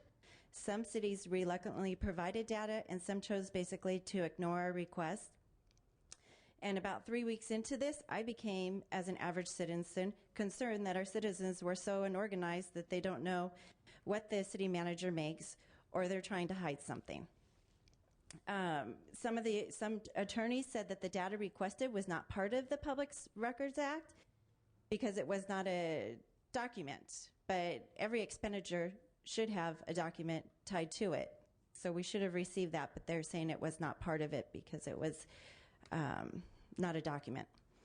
While most of the cities in Orange County have posted numbers on their websites now, they are not all necessarily the same numbers that we came up with. So again, what you guys have all been hearing and talking about, that's not best practice in my opinion. Yep, thank you. Hi, Janice Foschel, graduate student, Brandman University. I just want to give what our solution is. There's a valid requirement for the independent archiving of the mass of public official compensation data that needs to be stored, compiled, and made available for public consumption. The citizens of the state of California will not be well served until there is legislation that mandates the public disclosure of every taxpayer dime that is directed to compensating public administrators. It matters not that an expense item isn't reportable to the IRS. Every expense of public funds does matter to taxpayers. Therefore, I request that you give consideration to the following points. Provide legislation that will mandate a full public disclosure on the internet of all compensation paid to senior public officials. 2, provide for an independent site where data can be compiled, displayed, analyzed, and used by industry, government, and voters. And I can proudly suggest Brandman University hold this archive. And 3, mandate that all such data be available in an easily understandable and comparative format, so comparisons may be made between like entities. Thank you. Thank you. And just so you know, AB 2064 was your first point, and I introduced it, so you can pull that one up. Thanks you. Madam Chair, my name is Colonel Bill Kogerman, and while a state commissioner, I'm here as a private citizen, intimate with the Kogerman's Orange County City Manager's compensation report. We absolutely supported Korea's Bill 501. We'd like it to be beefed up to cover every single item that we've identified in the Orange County's report. And this is for Mr. Delatorre, he's not here, but what is not being reported clearly is something that's added to the salaries, approximately 70 to 80% additional dollars that go into benefits. There's a miserable trend amongst the city managers in Orange County, and that is to stabilize the transparent salary levels and to increase the obscure benefit levels. And that needs to be looked at. Page 18 that was just brought out is a clear-cut page that shows you that there's absolutely no correlation between compensation, city size, population, staffing, or the number of citizens that reside there. Those graphs are in that report that we gave you. It shouldn't take 7 months fighting with every single department within a city to deliver what is mandated under the Public Records Act. It needs to be beefed up. City managers and attorneys have stiff-armed us, saying things like it's data and not documents. There's a document. If you spend money, there's a document, and it has to be given. We need less interference by organizations such as the League of Cities, who in Orange County actually interfered with a political campaign, threatened a professor's tenure, not his tenure, but his job, for the students that were provided us. in an attempt to defend a single city manager who is the 7th highest compensated in the state of California. And interestingly, has now appeared on the Attorney General's target list. We support the auditor's findings for defining every single penny that goes into compensation to keep a city manager or city council in business. You provide us the necessary transparency, and we'll provide the accountability of our elected officials at the ballot box. Thank you. We're counting on it. Last public comment. Oh, I'm sorry.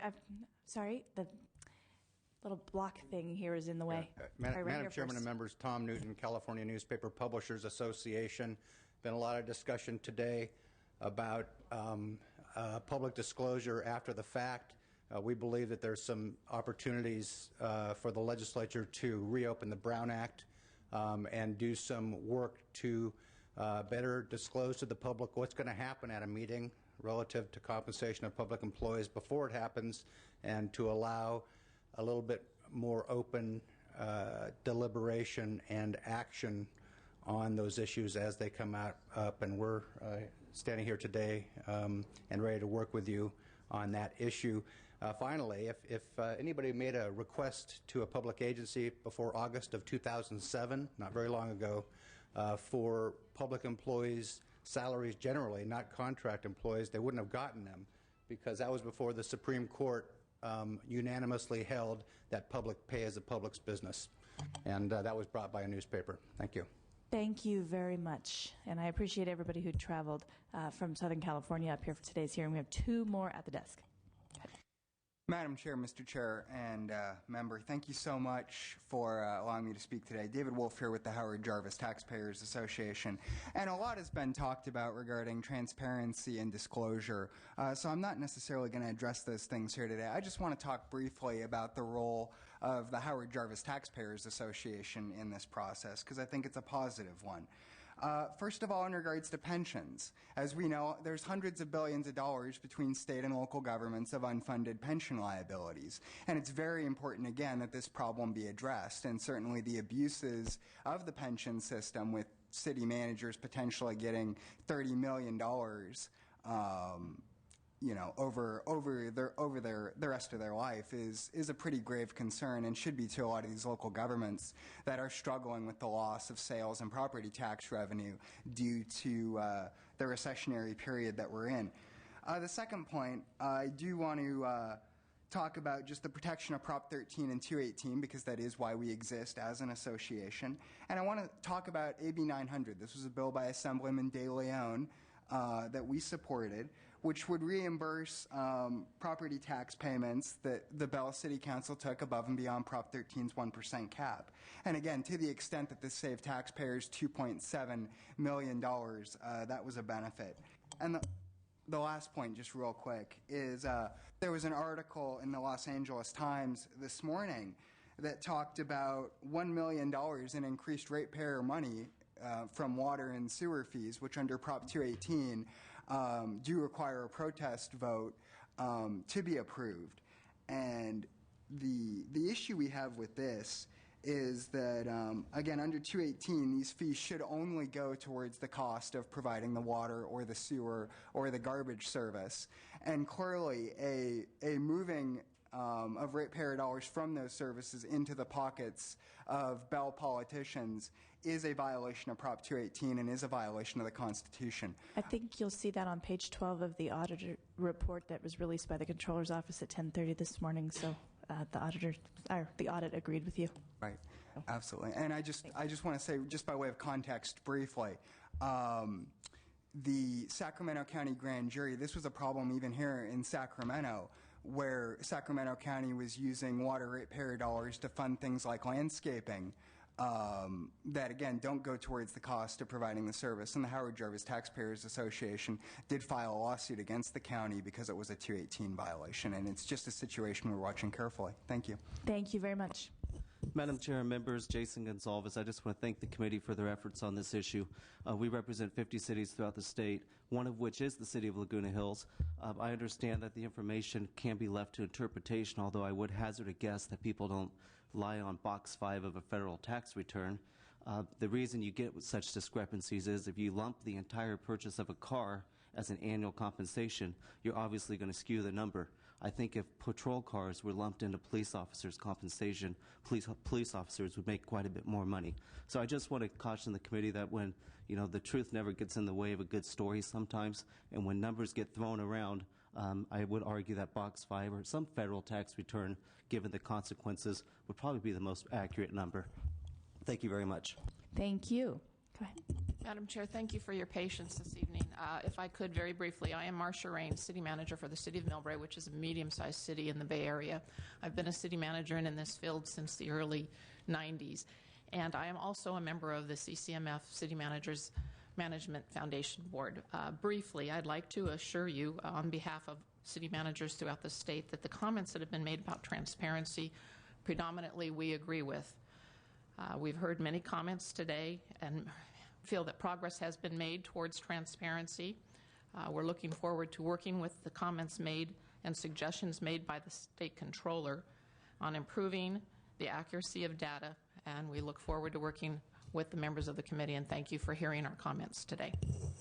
Thank you so much, and I appreciate everybody being so patient. It was a 3-hour hearing today, so it took us a long time to get to public comment, so I know a lot of you traveled far and wide. I want to thank the chairs of local government and of accountability and administrative review for having this joint committee. I also want to thank all the members who came from both houses, both parties, because this is a bipartisan issue, and I think it's incumbent upon all of us to focus on this issue right now, get a resolution as quick as we can, but not be so quick that we're implementing bad policy. And that's part of why we wanted to continue to keep this dialogue alive, despite the fact that most of the legislature's not here. So people did travel to make it to this hearing, and I want to thank the staff of all 3 committees that worked hard to make sure that this hearing happened. And I want to see if anyone else has any closing comments?